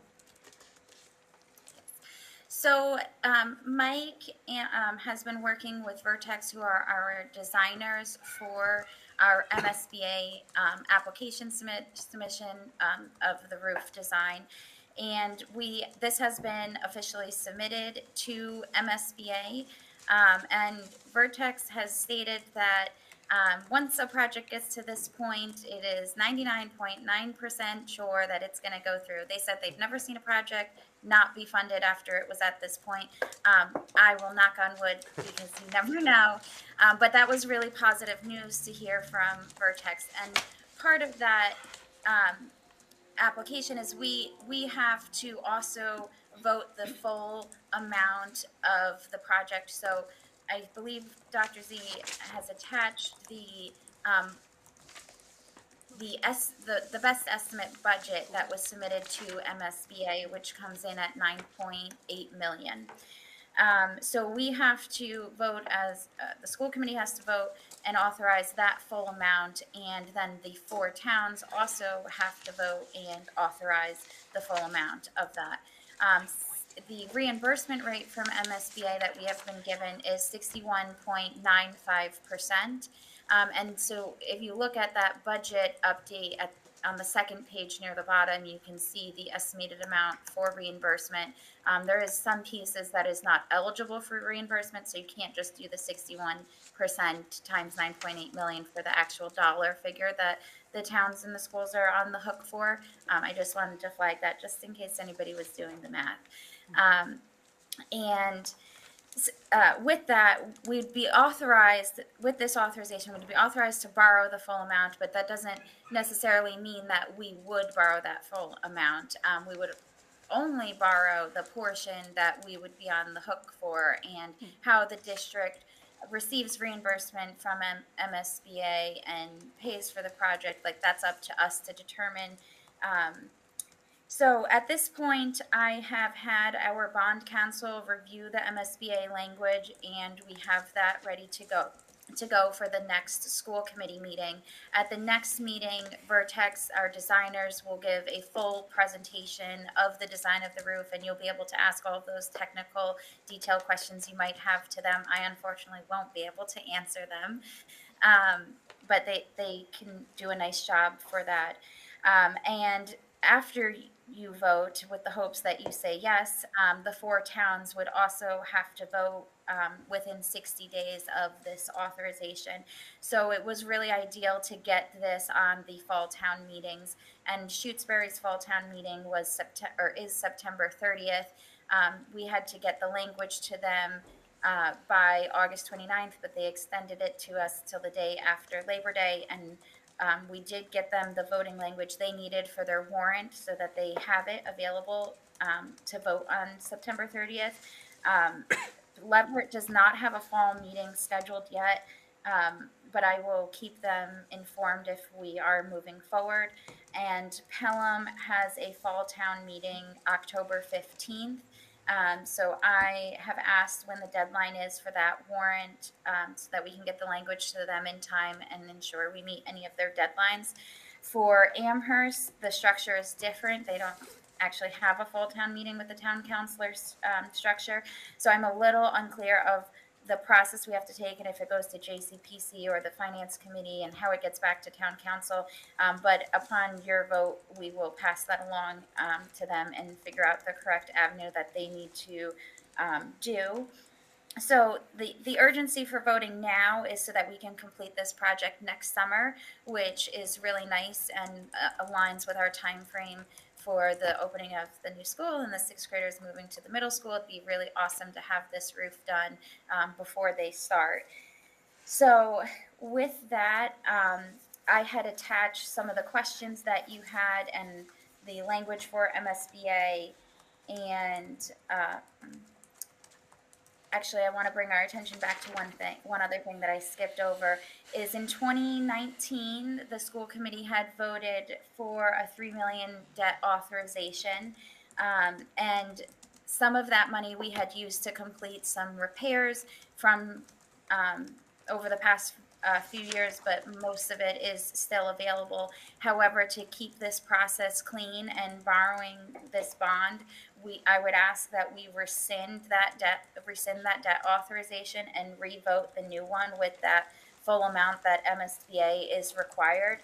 And I did speak to our bond counsel and our financial advisors to ensure I understood the process and how it would work on the back end. So I want to assure you that I will take care of that piece. And this is the advice that they have given me as well. So I didn't just come up with it on my own. So with that, I will take any questions that you have. Thank you, Shannon, and thank you for all of the work that has gone into this. I know that these are really complicated processes, and they take a lot of fine print reading. So thank you for taking care of this. And to Michael Gallicono, I know sure you've had lots to do with this also. Okay, committee questions. Deb. +1 to what Sarah Beth said. I know MSBA stuff is a lot of work for everyone, and, thank you, both, all. I had a question, because this is a teeny tiny writing. We had, no, that's what they all look like. But, so it's just easier to ask. We had wondered if the part that is not covered by the MSBA process, the middle part that was not old enough because it had been replaced, if we could fold that into the whole project and pay for that ourselves. I don't know if that ever gained any traction, but that was one lingering question. Is that the piece above the auditorium that you're referring to? Yeah. So I believe that Mike had asked for the cost of that. And I am blanking on what the cost of that was, but I know when I saw it, I was taken back. I think we said, no. So no. Yeah, Okay. but I'm not quite sure. Well, it sounds like there's two reasons no. Right, and Yeah. I think that came in a little before we had the discrepancy with what we have to vote and how we need to move forward. Yeah. So, but we can look it up and kind of send that back forward in the next update. And then just another quick question. Does the town vote, is that a 2/3 of the towns, or is that a simple majority? I guess it's the same. Yes, I actually have this written down in email, so I might just come back to it because I want to make sure I have it right. But I will also say that if it's not voted within 60 days Yeah. per our regional agreement, it's approved. Pocket authorization, yeah. Yeah. Okay, thank you. Sarah? Thanks. I have a few. I think there's an owner's project manager. I forget the name. Parent? No. Isn't there an OPM? I thought I saw that in one of the documents. Yes. And by the way, the documents that were included in the superintendent's report didn't make it on to this meeting posting, so I would include those. Anyway, if there's an owner's project manager, that person is working for us, and so it'd be nice to have that person appear from time to time before this committee once we get going, to tell us about the project. Can you specify, because I'm still not sure, which parts of the roof are to be replaced under this Mike, you want to come up? project? Yeah, I think that would be a great question for Mike to answer. In fact, I'd love a drawing at some point Sorry of to the call entire on Mike. roof and showing me which parts are being, Which hopefully will the be on library. presentation on the 22nd. Yeah, Okay. the next presentation. Okay. So Vertex is the OPM. Oh, not the designer, somebody said, T2 is the designer. okay, Vertex So is the Vertex OPM. is people that are coming on the 23rd, I think. They'll be here, Yeah. okay. And the sections that were qualified for replacement are the classroom. So everything except the auditorium section. Everything except the Yes. auditorium. So section Okay. over the gym, and then the section over the classrooms. Okay, Just not so the- most of it, is that Yeah. most of the Yeah, roof? just not the Just- middle auditorium section. And is that part leaking? Yeah, I mean, it's leaking and it almost qualified, but it's about a year away from qualifying. Okay, all right, thank you. I have a question, maybe this is part of the back end that Shannon will work out. If we've already used some of that $3 million borrowing authorization, how does rescinding the authorization, that doesn't make our use of it illegal, does it? I mean, we have to, if we've borrowed, we have to pay it back. We have to have had authority to borrow it, so how can you, or does it get moved on to the new borrowing? Yeah, it'll be moved on to so we had the 3 million authorization. We did not borrow $3 million, so we have the authorization to do so. So we only borrowed what we've actually spent, and that'll be transferred, quote unquote, into this new debt authorization. But how are we paying for it So so the far? piece, okay. So that original 3 million was built into our debt schedule. So this piece of the amount that we're actually going to pay for this roof, because it ends up more than 3 million, will be built into our debt schedule with our capital plan. I'm asking about if we've used some of our $3 million borrowing, presumably we are already paying that back. So Shannon, I think Will the that- question is you stated that in How the mu- past, what we used Right. Yeah. of what we borrowed. How are we in the process of paying that back? What are we doing with that? Yep, that's part of our debt schedule. So when when the towns vote and you all vote, our capital debt assessment to charge each of our towns, that amount is built into there already. Right. Do you have any sense, you said you've talked with bank, but not a bond advisor, maybe? What term, what interest rate? I mean, because this doesn't include the interest payments, does it? Estimated interest on the borrowing? Yes. I'm not sure what that'll end up being. So we have to, like, similar to how you go out to bid on, like, the track project. You go out to bid to this borrowing, and then you have options of where those interest rates are. So I don't know what they'll be until we actually fill out all of the bond paperwork after the vote, and we're ready to do that piece. But am I right in thinking that if we borrow any at all, Yes, which we there is have to, interest, yes. there will be an additional cost to the project of the interest payments? Correct. Yeah, okay. All right, Thank you. Oh. All right, go ahead, Sarah. sorry. Do you know when the MSBA will vote with the 99% likelihood of saying yes to this project? How often do they meet? Every month to do this vote on projects? Mike, do you have an idea of I that? think the next Board of Governors meeting is October 28th, so it's coming up. So And do they only need They don't need the town's approvals for that, just our I vote? think they need the town's approval. My understanding, and from Shannon and Mike, and what I read, was that we need the school committee and the town approval for them to move forward. Or is it just the school Well, we committee? need, after 90 days of the project being approved by the MSBA, then we have 90 days to approve the funding. Yeah, okay, thank you. Thank you. I think I did my Deb, Jennifer, Sarah list already? No? No. All right. Jennifer.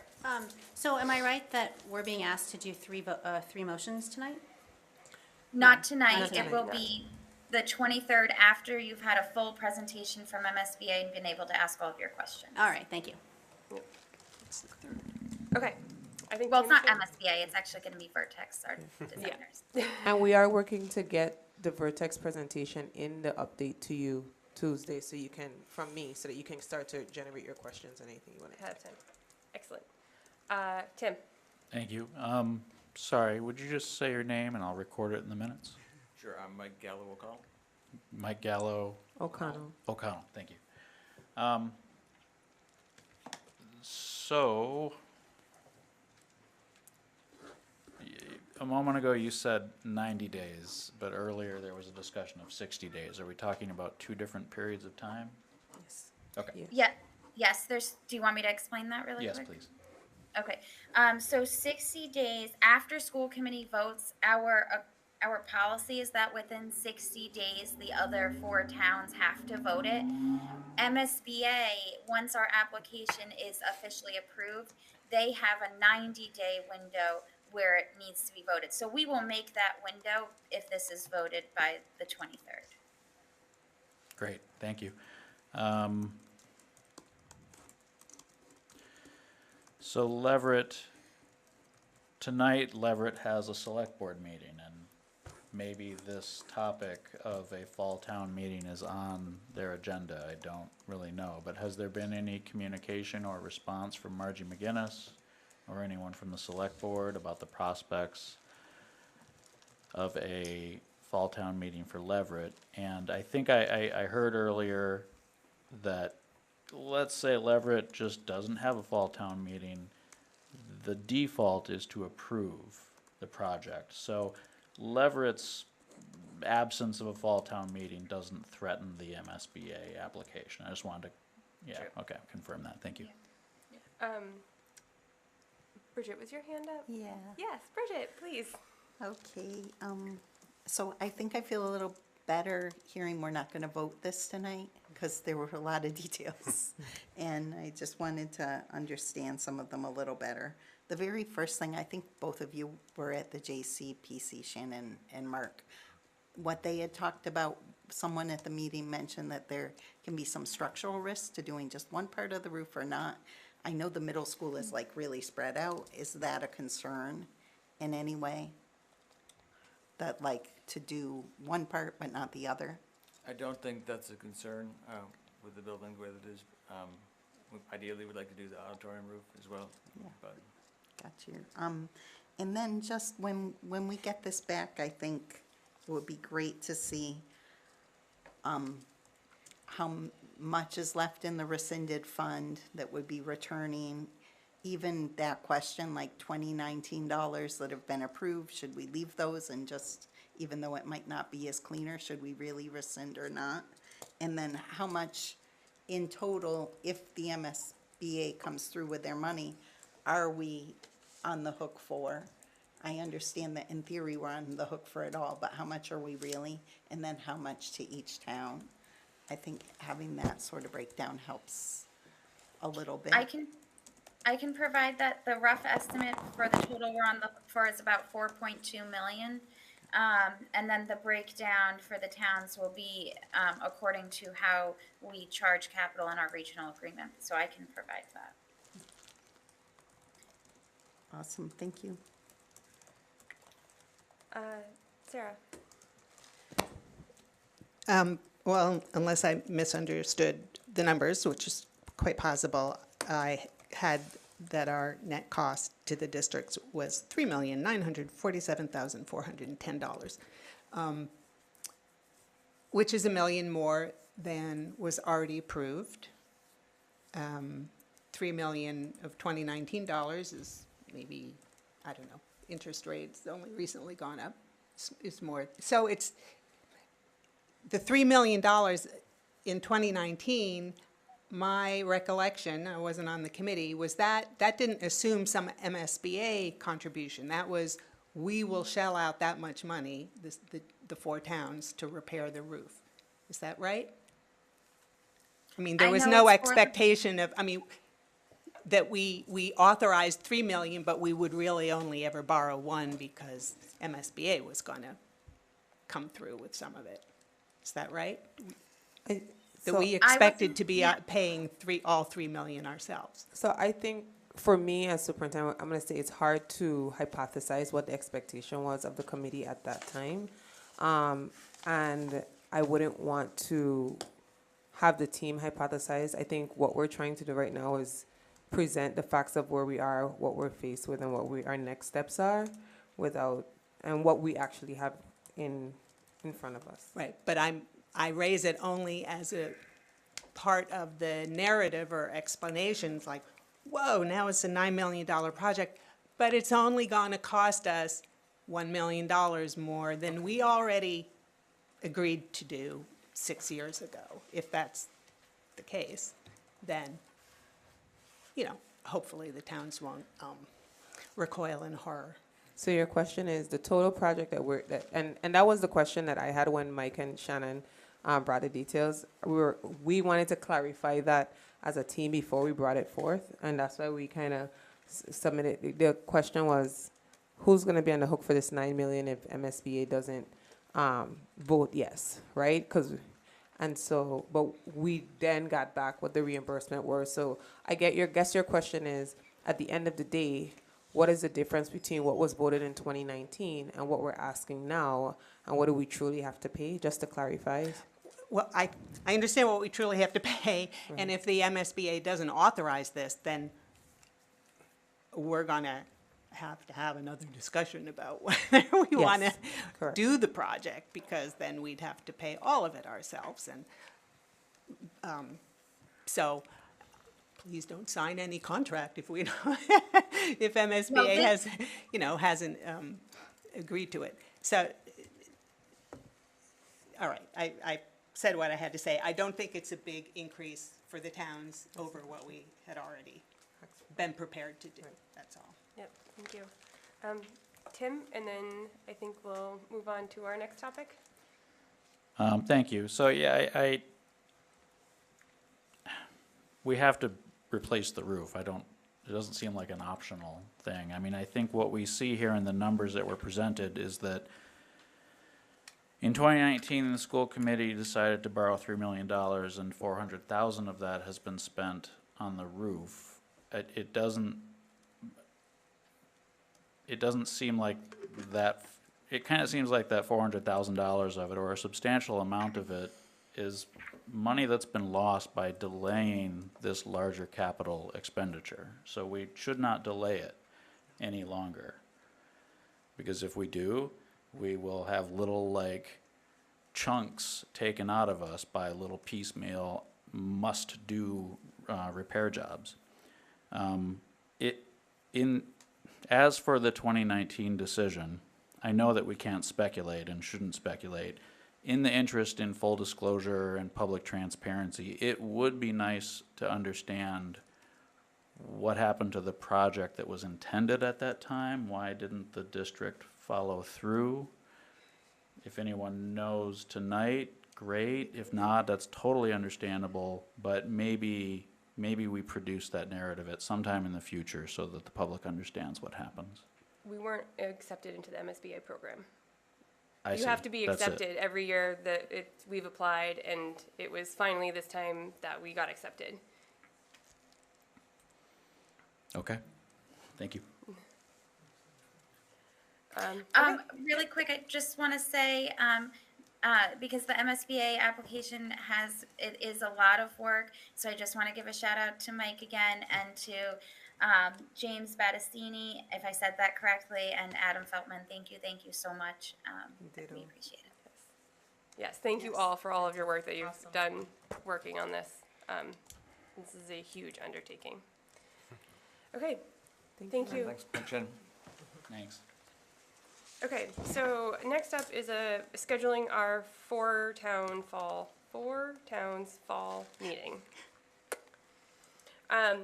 Given the meeting we didn't really have earlier today, and looking at our calendars, I understand that this is important for ourselves and for our towns, so we can properly budget and be collaborative and working together.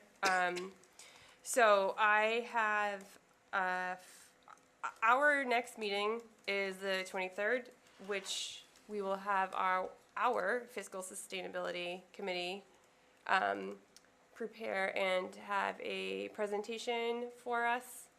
Yes? Excellent. Okay. And then let me pull my calendar up 1 second. 25th will hopefully be our presentation from Mars. And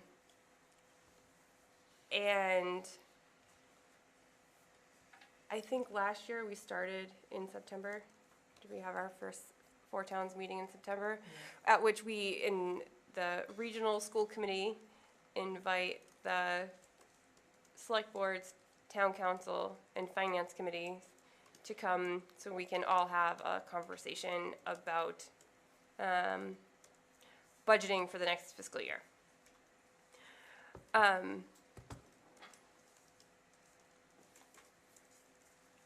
I am open to suggestions about how to move forward, given our new schedule with our Mars conversation, hopefully on the 25th. Historically, they have been Saturday mornings at the middle school. I am concerned to have it that following weekend. I think that is not enough time to have our fiscal sustainability conversation, our conversation with Mars, and be prepared to have a larger conversation with our member towns. The next Saturday is October 4th.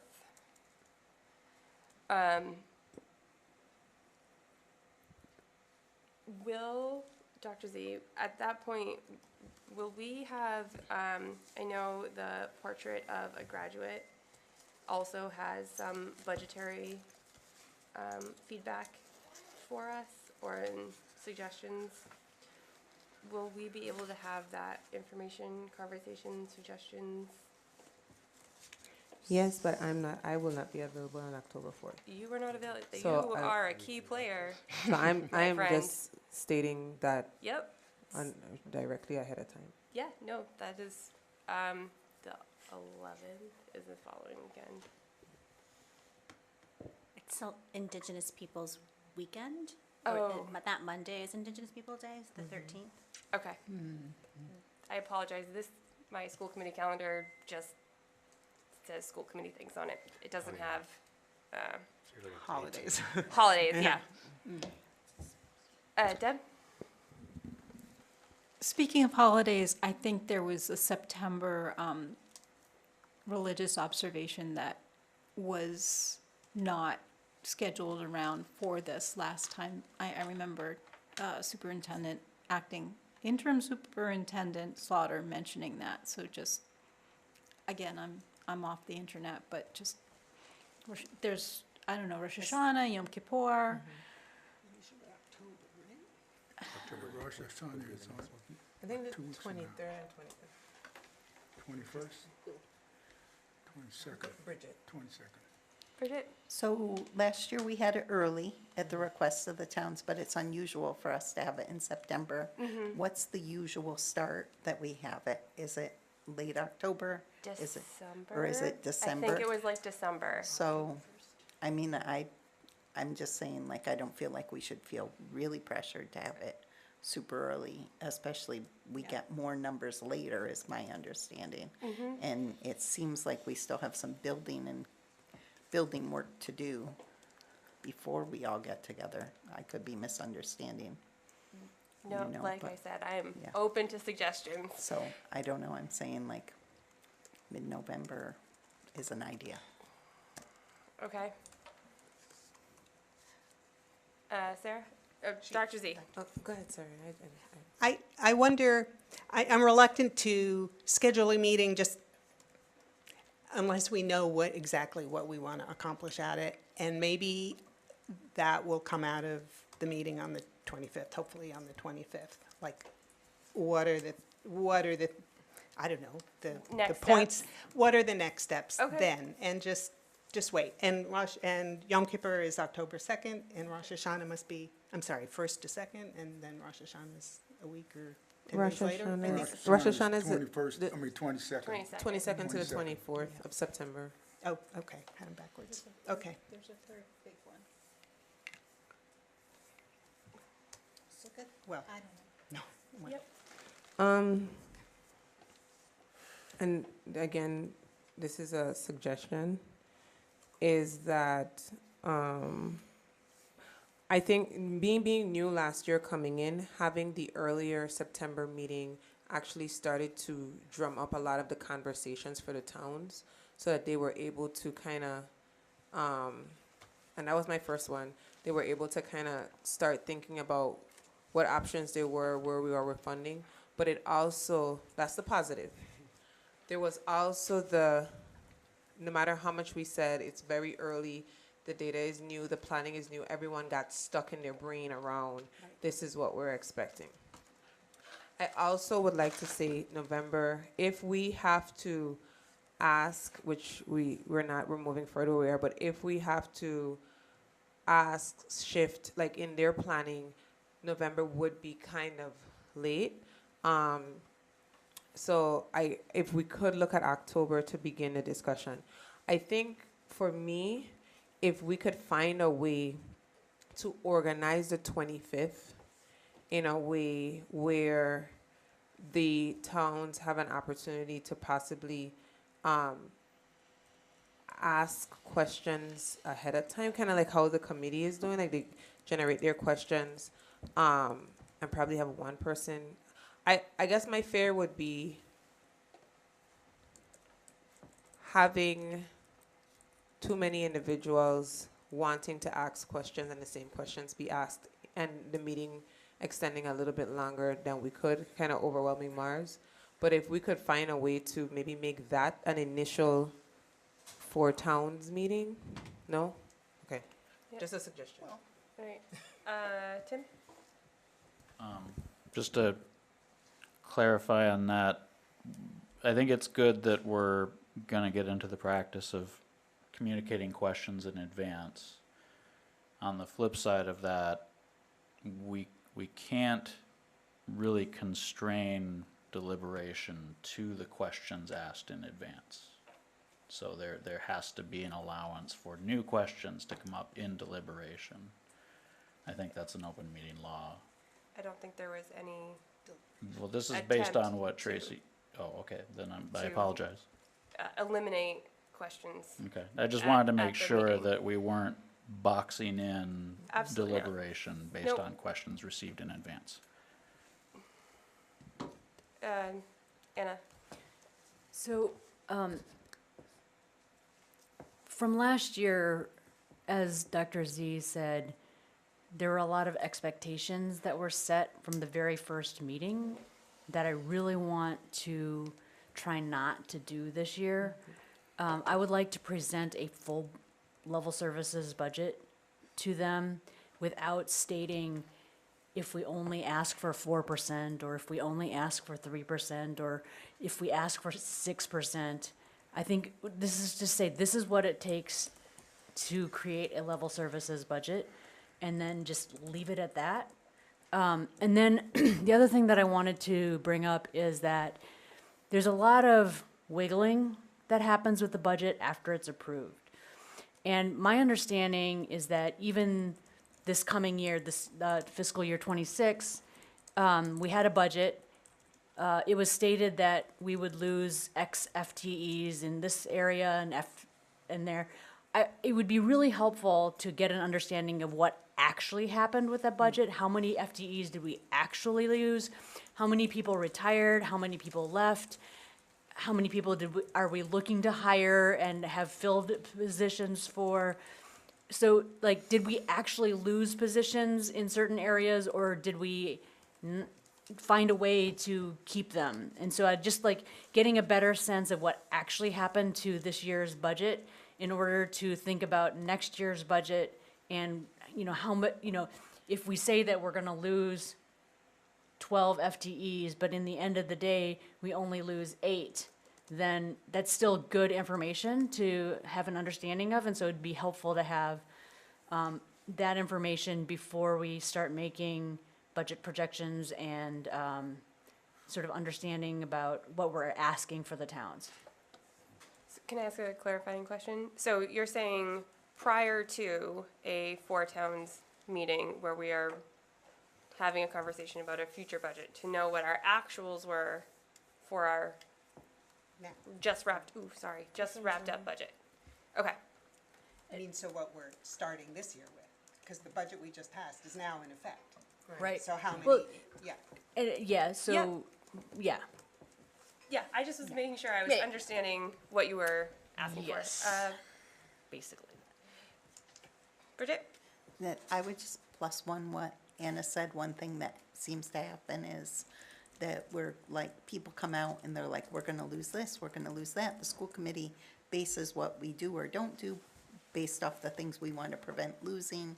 And then if different decisions are made or that type of thing, we have to like keep honest communication with the community. Like, I know there, with everything that was bubbling up around the middle school, people were like, oh, we think this is the start of the end of looping or the destruction of teams. And we just need to have the real information about whether things were done differently or not, what happened with the languages or X or Y, to be able to like be good with our communication with the constituents. And I just also agree with that idea of like, what's our level services budget? I think this question of percents ahead of time doesn't tell us much. And as we could see in the Mars data, many departments aren't getting 2 or 3%. That's a busted narrative. So let's move on. Thank you. Tim? I agree that And this. then I have Irv. I agree this information is important, but I'm a little concerned about front-loading a large amount of work as a condition of having this meeting. So I guess, what is the administrative lift of pulling all that together earlier than would normally be done? I promised my team I would be very mindful of my words when I answer if someone was to ask me that question. Because the conversation that we had is that I really need individuals to understand that, especially when we talk about the budget and talking about non-student facing positions and central administration and those cuts, because everyone insists that that's where the first reductions are at, we are stretched to bandwidth. We are in the middle of a middle school roof project. We are 3 districts, so we have our other districts that we're moving projects forward on. We have 3 budgets that we're moving. So we need to be mindful of the lift and the reality of it. It is not something that we would be unable to do, but it is not something that we will be doing. I can say that we would be able to realistically push out to do by, what are we looking at, the end of September? Is that the conversation, or October? We're October. I think our Very conversation soon. is no. No. We are looking near the end of October. And just to clarify, I'm asking because I'm concerned that it's too much to ask. No, I thank you for that, because it, realistically, one, we already committed to, and I believe our meeting is Thursday, meeting with the Budget and Audit Subcommittee. In the conversation, Sarah sent a question about the calendar, And I suggested that we develop the calendar collaboratively with the Budget and Audit Subcommittee. Because even though we have our internal dates, we want to make sure that what we're presenting back and moving back kind of meets the committee's expectation or subcommittee's expectation. So it is a heavy lift. It's not one that we are unable to do, but I think it is one that's going to stretch our bandwidth with everything else that we have done. To have our full budget analyzed, ready by October. Okay, thank you. Irv? When or has the financial indicators been released or talked about already by the No. time? Usually November. When is that? It's When is usually that? November, I think. It would seem we want to be mindful of that. I'd Uh, rather we be ahead of that rather than after it. Deb? Okay, so I sent an email that was confusing, and I apologize for it. I was attempting in my own special way to be Proactive. gracious, and I messed that up.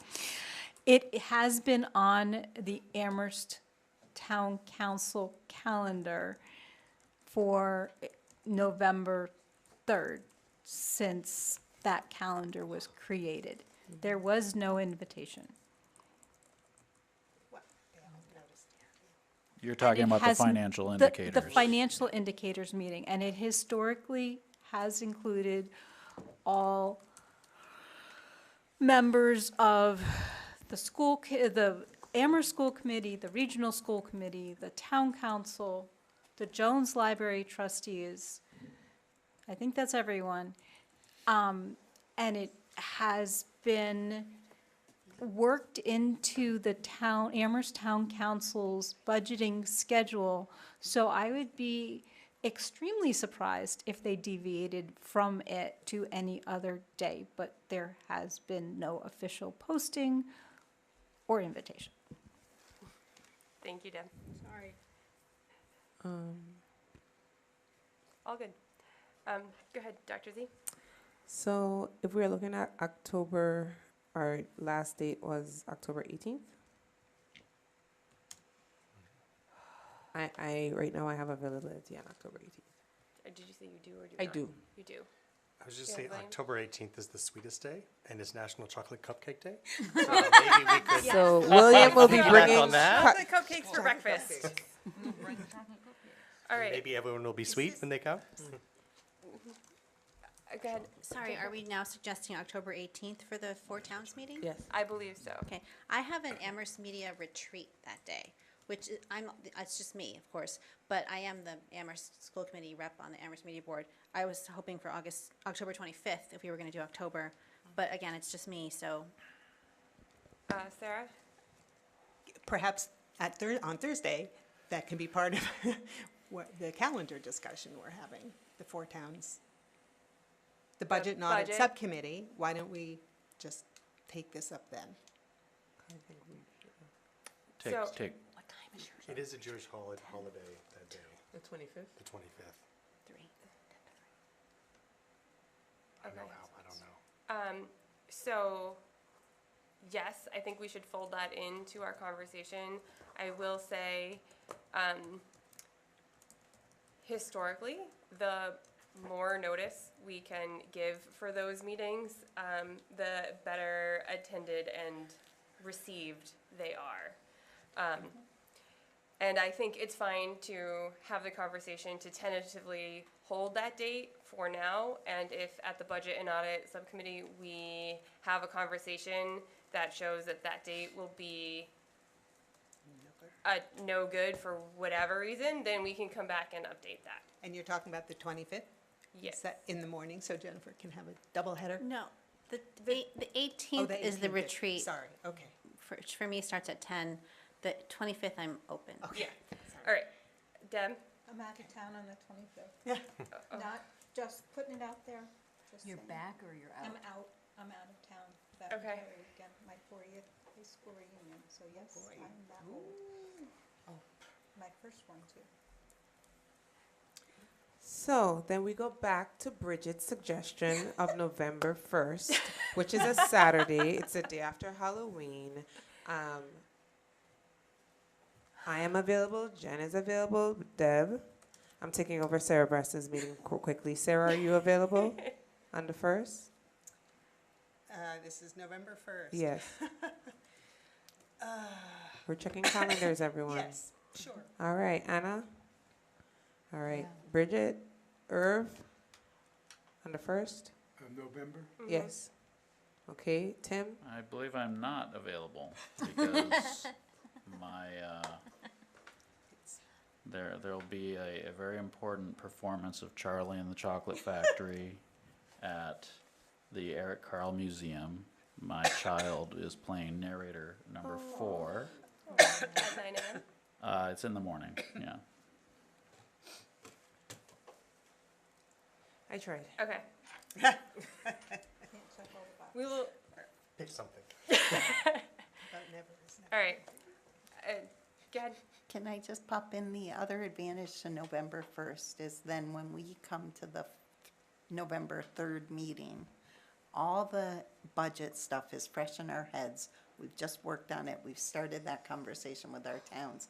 And then when we go to Amherst, which all the towns are important and equally important, but Amherst is the biggest part of the budget and is the hardest town to get the budget passed through.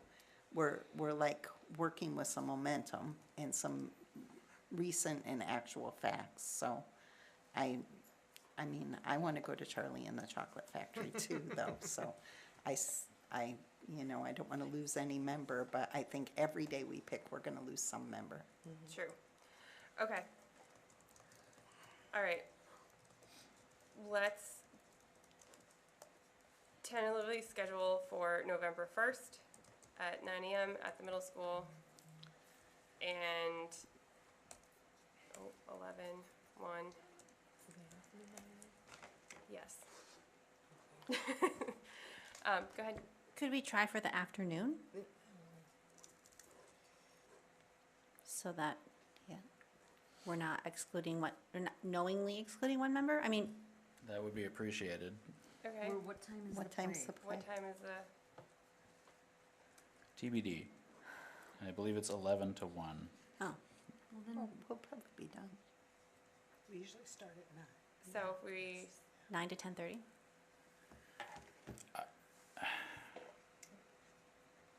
all right, I will send out, what is it? Doodle poll. Yep, there you go. And we will go with what we can make work best for everybody. But we will be looking end of October, very beginning, first weekend in November. All right. I need a bigger notebook.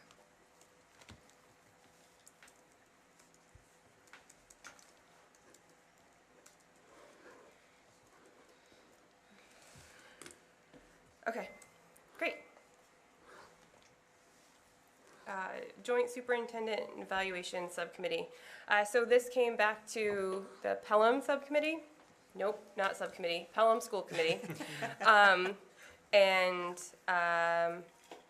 They voted the same to have the Superintendent Evaluation Subcommittee be a joint with 2 from the region, 1 from Amherst, 1 from Pelham. So it just needs to go to the Amherst. For the same, and then we will be good to go. Currently, I am the representative for Pelham. I believe it is Tim and Deb that are the 2 regional representatives.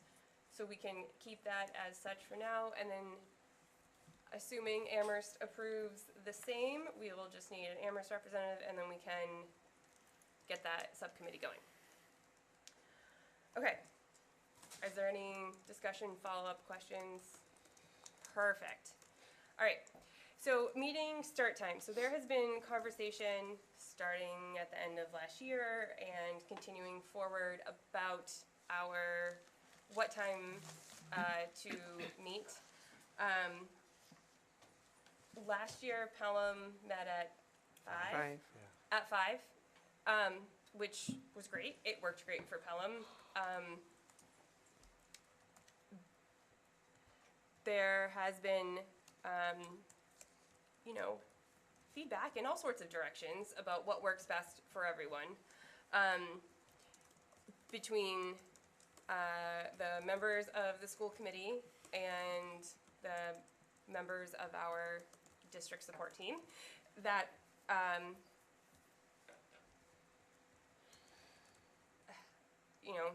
so my suggestion is where I think we should start at 6 would be great, in an effort to not have our district team here until all hours of the night, not have us here until all hours of the night. We are working on having our meetings be more effective and more efficient, which 1.5 meetings in, I feel like we are being pretty successful at this. So I did not want to make a unilateral decision about all of it.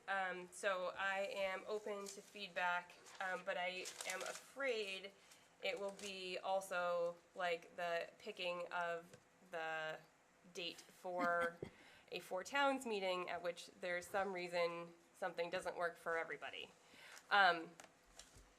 So I think I saw Deb's hand first, so we'll start there. So I tried to say this last time and I bungled it, so I'll try to be clear. My reading of Robert's rules is there are standing rules for committees that we don't have any of. And the start time is one of them. And so to accommodate, to change or vote them require, if you can like change them in real time, it doesn't need to be an agenda item, but if there were a standing rule or set of rules that a committee voted on, then changing them would require a vote. So instituting and changing, and it would save the problem of having us try to have it be unanimous. So I don't know how that fits into this conversation, but that's what I was trying to get at when I was talking about that subcommittee who's working on those issues. The protocols? The protocols. Yes, I think we can include, well, when we are drafting the protocols that Yes. will come back to the full committee, we can include a start time in there. I think if that works. And my second point is, yeah, a hybrid option for families and for participants might give us the wiggle room to find space to make an earlier start time or to make a start time work for everyone. So those are my 2 requests. I did have a conversation earlier today with some of the IT department and about like how we are set up.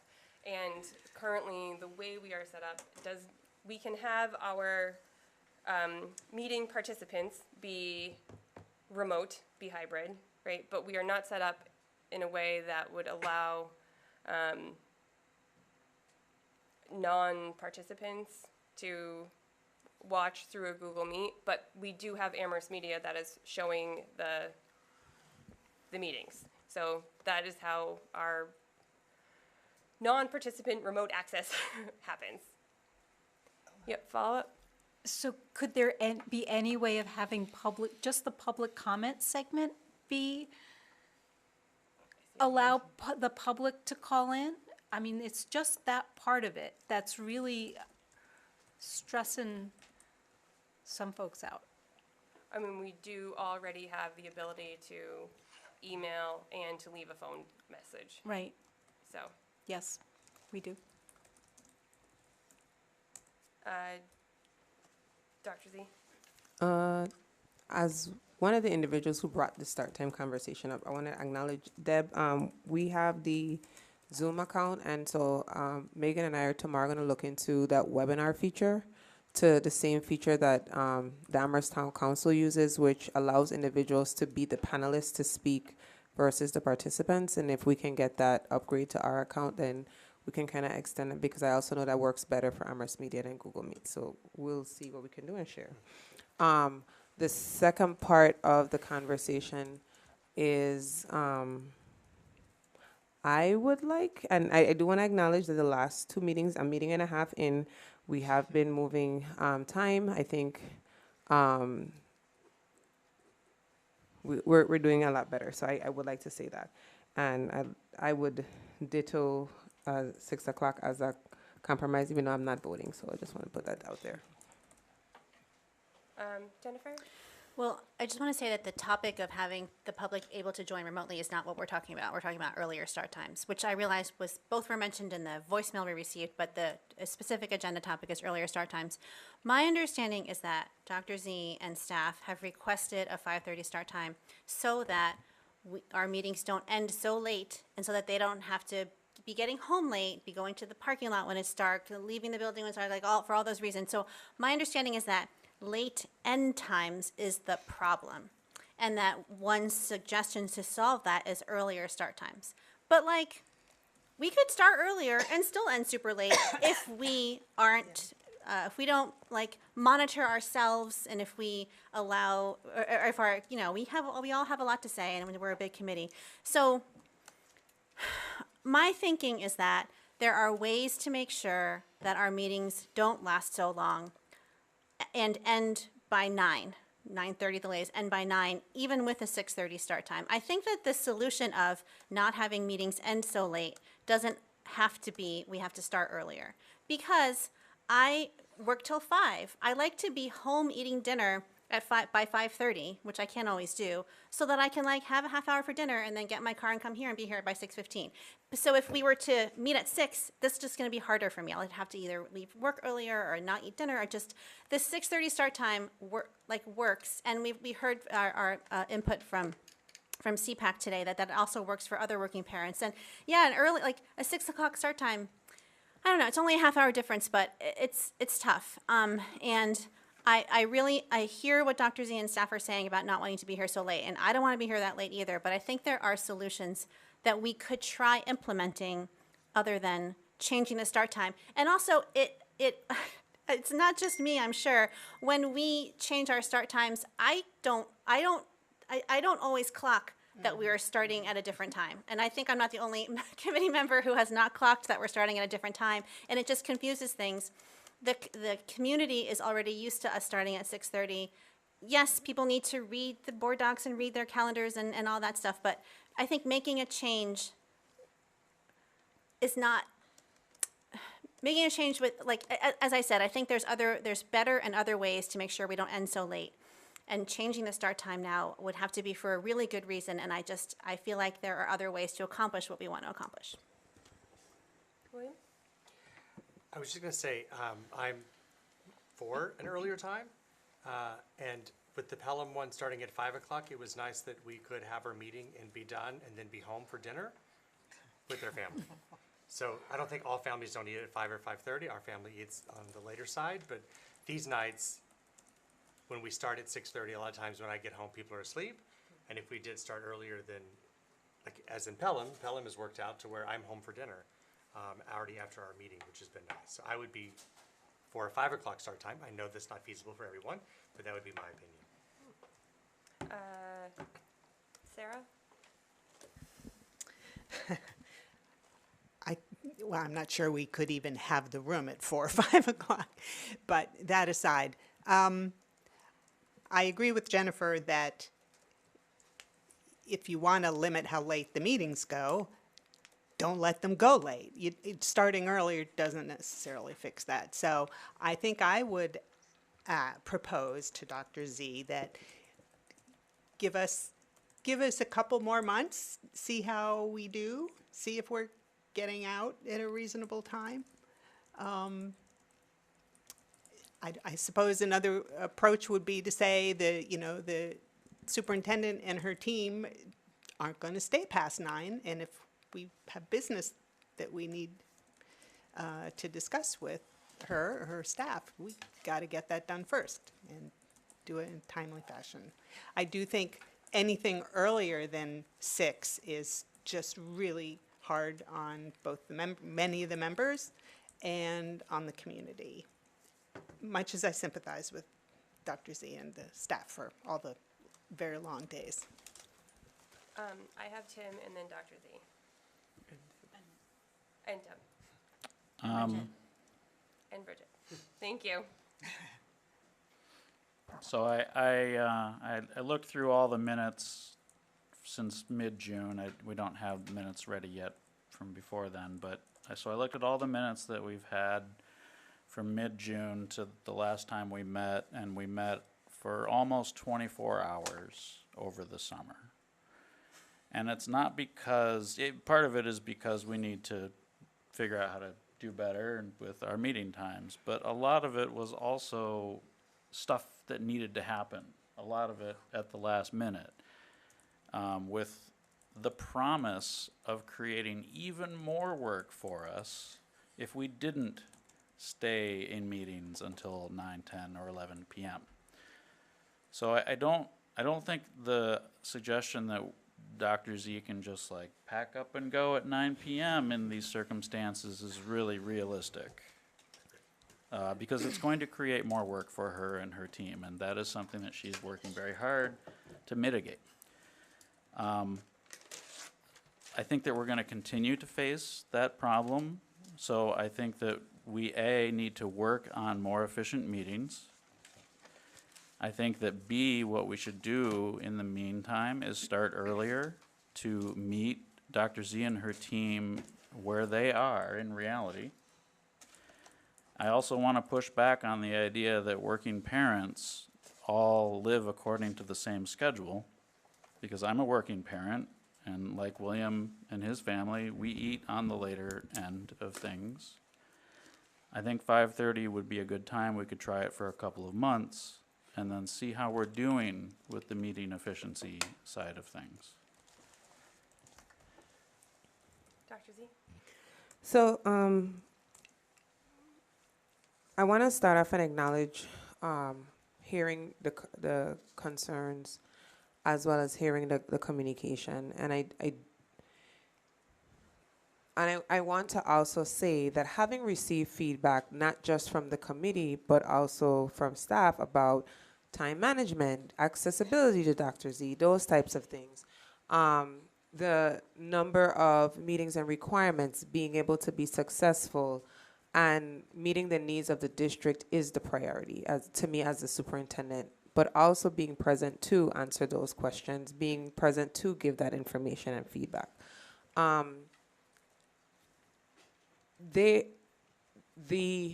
That's 24 hours from June.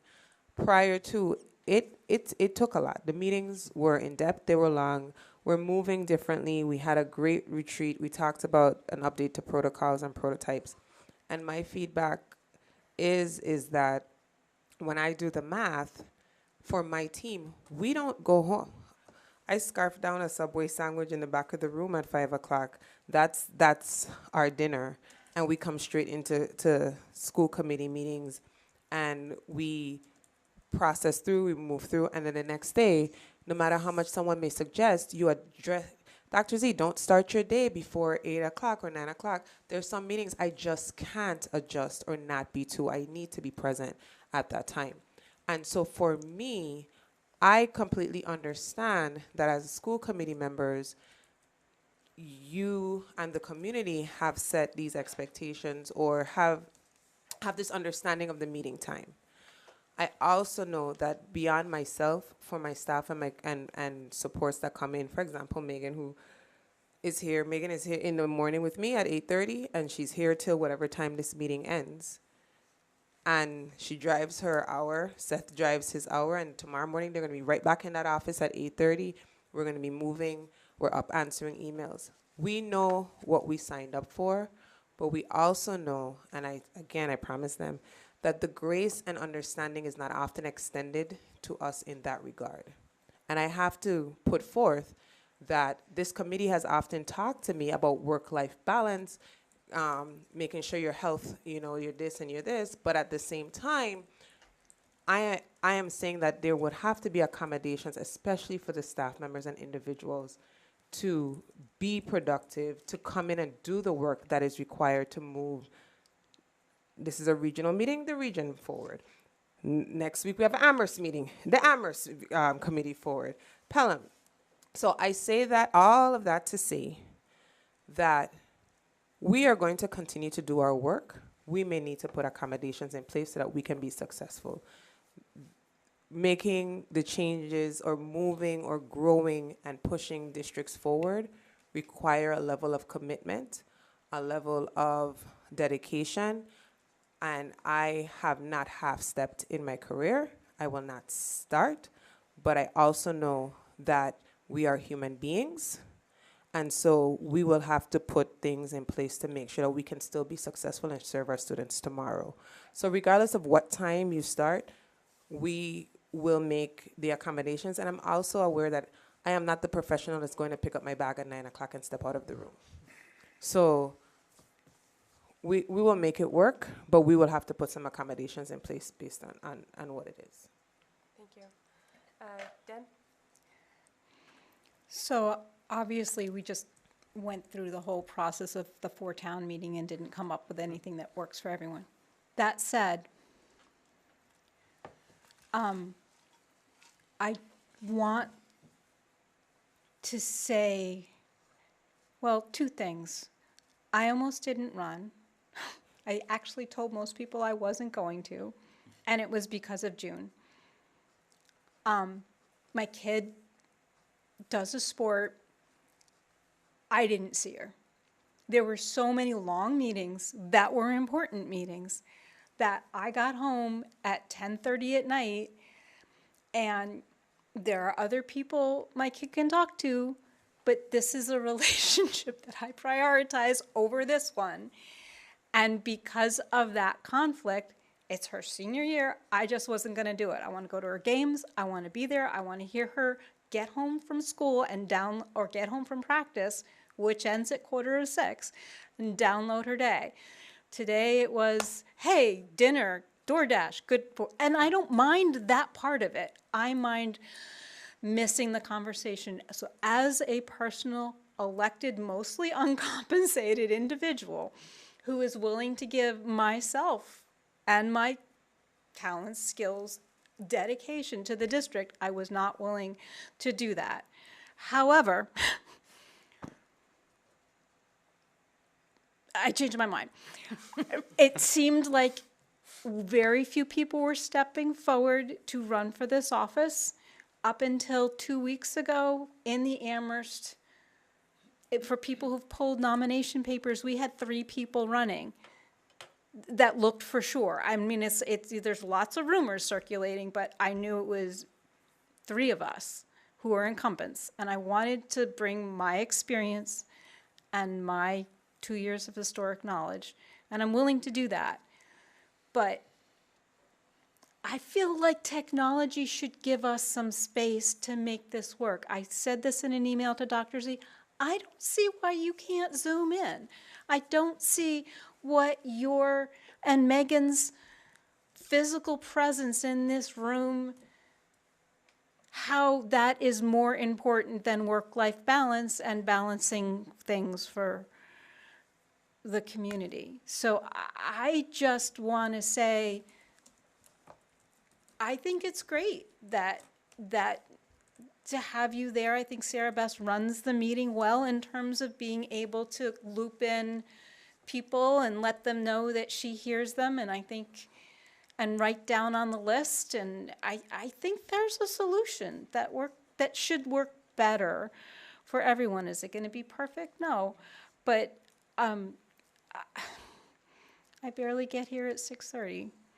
And I don't want to risk anybody's health and well-being, but it's a real issue for the town of Amherst is having trouble getting people to step forward for these extremely important, extremely time-consuming positions. And I don't know how that start time affects things, but I know it does for 9 to 5ers, and I know it does for people with kids at home. Thank you.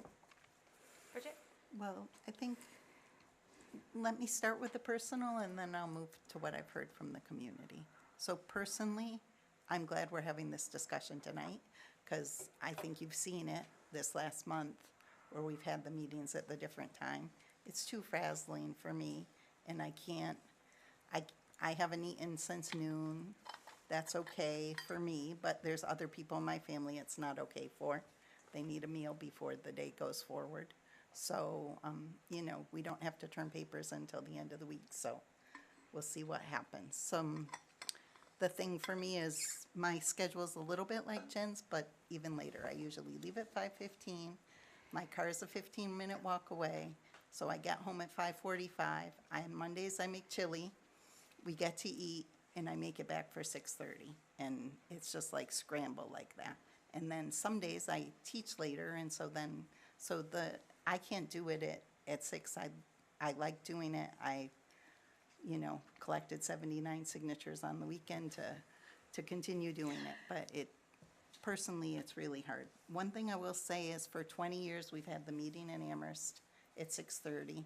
When inside our committee, we talked via email, moving it earlier lost the vote. So most people weren't in favor of moving it within the email on the Amherst committee. We didn't have that discussion internally, and it's super awkward to talk about it in front of people who you don't want their day to go forever. I want Dr. Z to be well rested. I want her team. One thing I want to say, because I've been following Amherst School Committee for a long time, is tonight you had 7 of your staff in the room. And I remember years, Debbie would be online, Mike would be in that seat. That's it from central office. And then if you wanted to catch Mike the next day, I don't know if that, like, he'd be in later. You'd see him come later. Like, and I knew at that time because I was, you know, in the schools a bit. I was like class parent, all that stuff. So I think that other people have done it successfully, but they've done it differently. I understand some of the reasons you're doing it that way, but it is different. The things that I've heard from the community feedback is that they know, like, okay, I want to go to school committee, I've got something to say, 6:30 is the time. For people, the same thing, like, oh, if I've got to get a babysitter or childcare to do it, I can get home from work, organize them all, and then go out. So there's some of that I've heard feedback from too. So, I mean, in the end, we have to decide as a group, but those are my thoughts. Thanks, Bridget. Irv? It seems to me that, you know, if we can discipline ourselves, that would be a good move. It seems to me that if we started at 6:30 and we had a hard stop at 9:30, regardless of how many people were wanting to talk. But if we do not say we have a hard stop at 9:30, we will always go beyond that. But if we say we have it at 9:30, then we discipline ourselves to finish at 9:30. Not saying that, we go beyond it, and sometimes at 11 o'clock at night, and that's ridiculous. There's no reason for us not to stop at 9:30. If we say we're going to stop at 9:30, yes, there may be items we don't cover, but that's our fault. We have to discipline ourselves, and we're not doing it. It's almost like we don't want to do it. Anna? Thank you, Irv. So I'm gonna sort of like agree that we need to be more efficient. I think that having even a 3-hour meeting is too much. I don't think we should be meeting regularly for 3 hours. I think we should be regularly meeting for 2 hours. And if we have to, we can go to 2.5 hours. But I don't, you know, the idea, when you go to Shutesbury or Leverty or our hometown school committee meetings, and we say, who wants to be the regional rep? It's only 3 to 5 hours twice a month. People are like, what? You cannot be serious. And then you look at what we've actually done, and it's something like that. So I think, you know, we need to be more realistic about what we're doing, be more efficient, and just make sure we can run our meetings in 2 hours and leave it at that. Okay. Deb? I also wondered if some of this stuff could be split off. So I don't know what fraction of our meeting time is presentations, as in non-administrator presentations. I love it when the kids came and talked to us about Comandantes, that fuel and the morning movement was amazing and made me, it motivated me to keep doing more. But I wonder if we could make those remote for the people who have to commute at a different time. Okay. So what I have heard is that people are going to be dedicated to moving faster through our meetings. Yes. Okay.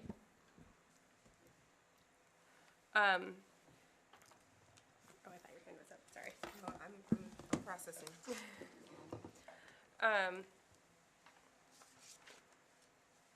And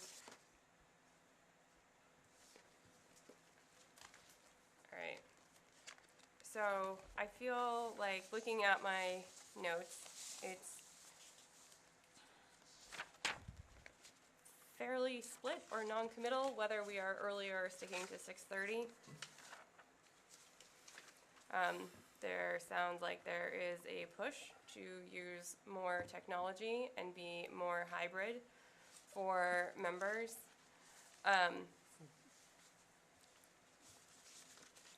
I'm tempted to try a 6 o'clock meeting. I feel like we are better at being more efficient because our brains are a little bit feistier earlier before, you know, it's 8 o'clock and we're all melting.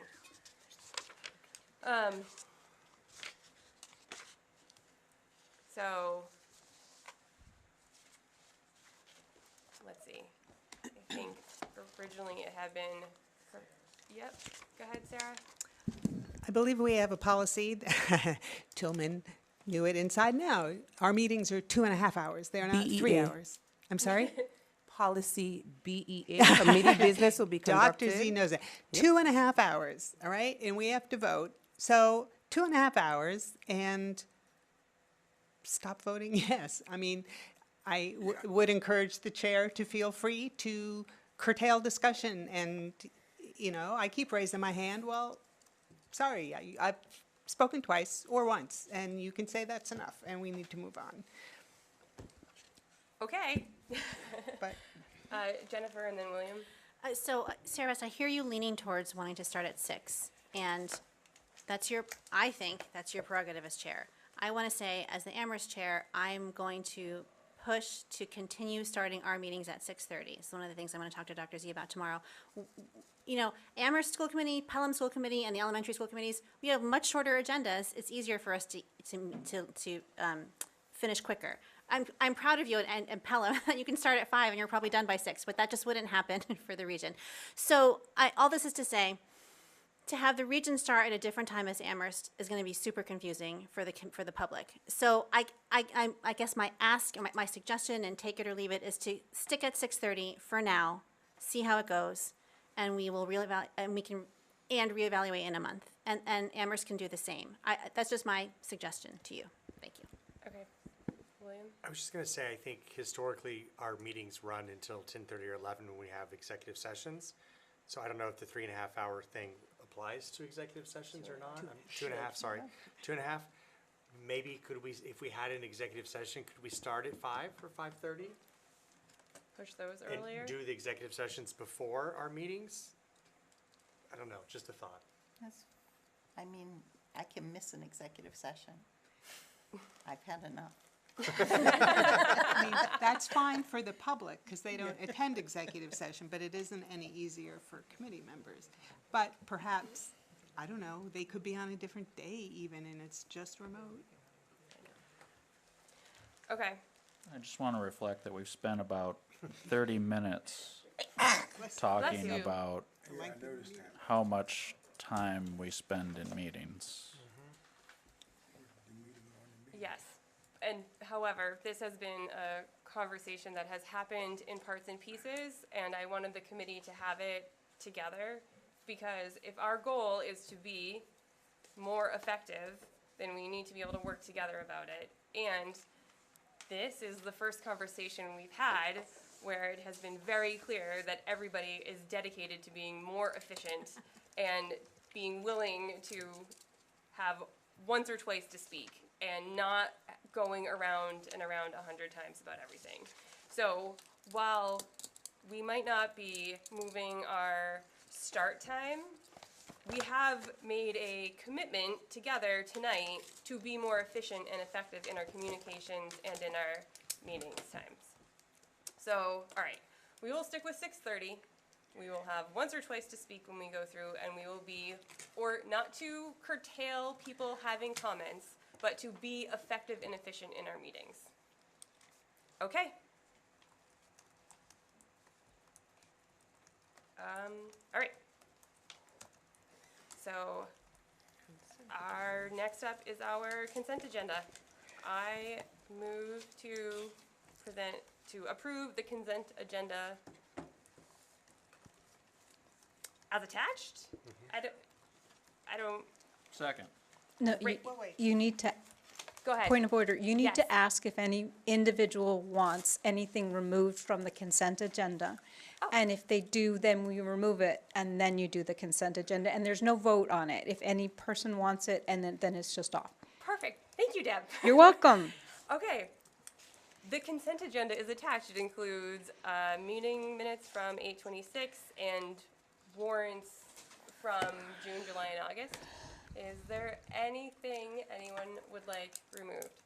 I mean, okay, I have one small edit in the minutes, and I think in tonight's consent agenda, the minutes is the only thing that we normally would vote on. So I don't know how to deal with that. Okay. So maybe we just approve our minutes and we will work on fleshing out our consent agenda. Like I said, we are getting really good at recognizing ways that are not working, and we will find one way that will work. Deb? I just managed to get my liaison report to you, so it's not attached, but you could upload it or however you want That to. can be a next, Okay, because it's not here for us to have conversation on. Okay. I also think we're not voting on it. I Right. don't No. think it's in the right place. we but- haven't really figured that out But, yet. right, like I said, a lot of things are still Okay. a little gooey. Good. All right. So our meeting minutes from 8/26. I will move to approve the minutes, and then we can have discussion and edits. The Second? August 26th. Need a second. Second. Do we have to get rid of the last one? Because we already had a second. I don't think so. I think, Jennifer. So just the one small edit is in the Clerical Merit Award Selection Subcommittee. It says William remains representative, but actually William was appointed representative because I was the previous one, because I said that's the best subcommittee. Just, that's the only thing, is just to clarify that William was appointed, or maybe new appointment William to match the others. Got it. All right, Sarah? I would like to add in the track and field construction project update, something to the effect of the committee, the sense of the committee was to approve. We didn't take a formal vote, but I think it should show that we heard all about those and discussed them, and we're happy to, those add-ons, that is, and we're happy to proceed. So, we gave informal approval to the Did we? We did a. informal, we all did, We nodded. We did lots of nodding. wasn't a formal vote, it was like, is everyone okay with you? We did. I don't know. We're generally agreeable. Yeah, okay. We're happy with. No, or you could say no committee member objected, how's that? That is true. I don't know that it was a consideration to approve or object. I just Wasn't wanted asked. to reflect that they weren't just telling us what was happening, but we engaged in a conversation, and no one objected to their plan. I think my recollection was one of the conversations that came up was around the approving of the budget, and because of the shift, and we've fallen within the number. And so there were a lot of question and discussion around that. And I think at the end of everything, everyone was like, okay, let's continue moving forward. So I think what Sarah's asking is just to say that the school committee engaged in a discussion. And we're like, okay, continue with what we're doing already. Yeah, I thought about that, but David Zomick made it clear that it wasn't up to us. This is my proposed amendment. Okay, second. Now let's discuss. David Zomick he said it was not up to the committee because it came out of the contingency budget. So that there was nothing for us to decide or approve of. I don't think that what I have stated is incorrect. I'm not saying we voted. I'm saying nobody objected To what specifically? to their plans for using the contingency. Okay? With Yeah, these items that I think were, yes, that you have listed. Yeah, to me, Is it there- seems speculative. Is there a This- motion to, Yeah, So there- is there a motion on the floor here? This is not a Second. case for Then arguing. we move ahead or someone, or we amend it. But we gotta do something. We can't keep doing this. Sarah Best Well, we're moved discussing the it, motion. so I have made I moved it, Anna seconded it, and then there were edits. One was Jennifer about the William on the Clerical Merit Ward Subcommittee. And then the second amendment proposed is an addition of a sentence that says the committee was generally in favor of. Or. No one if you d- objected. No one, committee members discussed these additions to the project scope, and no one objected. Would you accept that as a friendly amendment?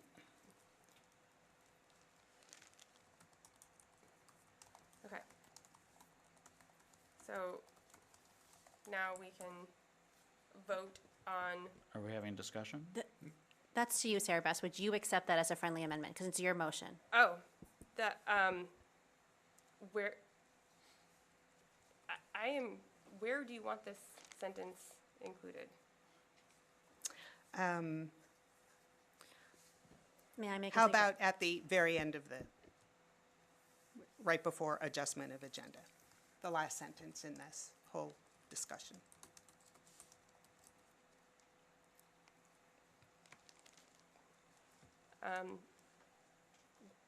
Sure.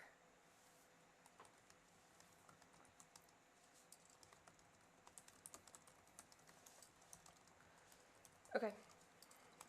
We're ready for a vote? And we're voting on the amended motion? Yes. Yes. Okay. There's no need to vote on the friendly amendment? A friendly amendment is just accepted by the motion maker. Got it, okay, thank you. Yep. Jennifer? Yes. Deb? Yes. Oh, we don't have to Yeah, go, we can just put our hands up. I'm sorry. I'm used to remote people. Apologies. Great. Approved. All in favor. Okay. Future agenda. So we do have currently at our 9:23 meeting a presentation from the our fiscal sustainability subcommittee. We will have an update for the roof at the middle school, which will include a debt authorization vote and a presentation from our OPM. Sarah? Hopefully, the Budget and Audit Subcommittee will have an update. Update, okay. Yeah.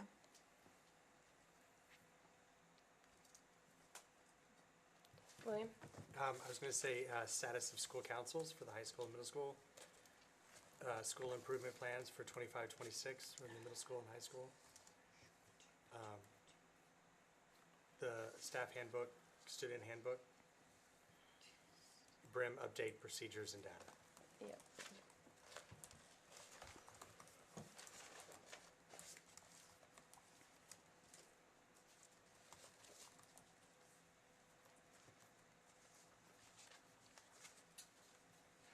The handbooks and then BRIM update and data, is that what you said? Procedures and data. Update. What's up? Just, like, can we get more specifics regarding what's being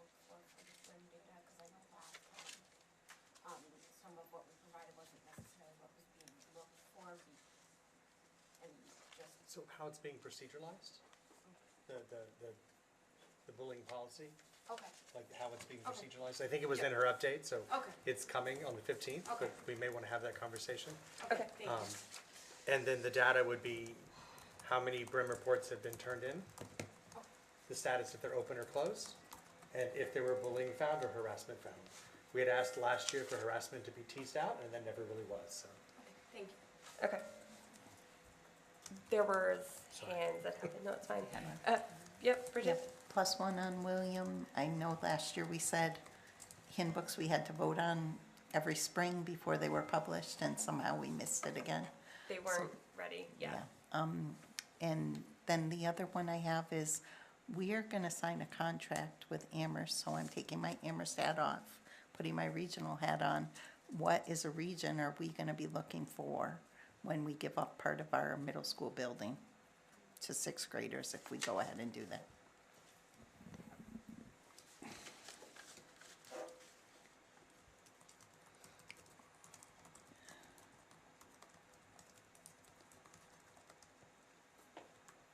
So like the regional view?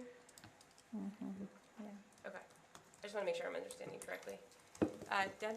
What is the status on the superintendent tool committee? Because I think it's important for the tool to be developed. I know that it doesn't develop the goals, but I think the goals are due in September, so that needs to be on it. At least that's on the annual agenda. Yeah. And I am loath to enter into that without understanding clearly, and I think Dr. Z wants to do this, understanding clearly what tools will be used to evaluate the goals that we vote. So we're waiting on Amherst has to vote Right. to decide to participate in a joint committee. Yeah. And then once that happens, those 4 committee members.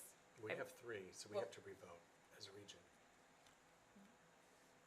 What? We don't have to revote as a region. We have 3 people. Right, And but we I'm have to- now the Pelham Right, rep. but we haven't voted on that. We voted you as the region, so I think we have to revote who the 2 reps are gonna be. I don't think so. Or you could resign. Yep, I just have a Pelham hat on now when I talk about that stuff. So, So I'm just, we're not gonna hit this, what I'm saying is I don't think if we connect the two and, how do we do the superintendent goals according to the annual agenda by the end of the month? That's what I'm asking. superintendent goals. Yes. Gotcha. All right, anything further? My computer said it's bedtime. Is there anything else left on? Oh, Executive session. that was a mistake. Oh, really? Yeah, Phew. sorry. Yeah, We don't have executive session? Is that the mistake? Yes. We're not having executive Yes, we we don't. don't, today. tonight, right?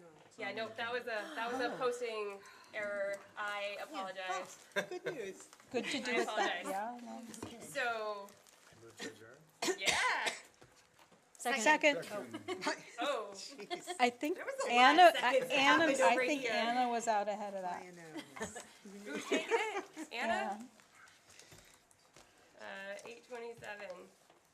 All those in favor of adjourning? All those opposed? Figure, okay. All right, we're adjourned. Thank you. Thank you. How are you?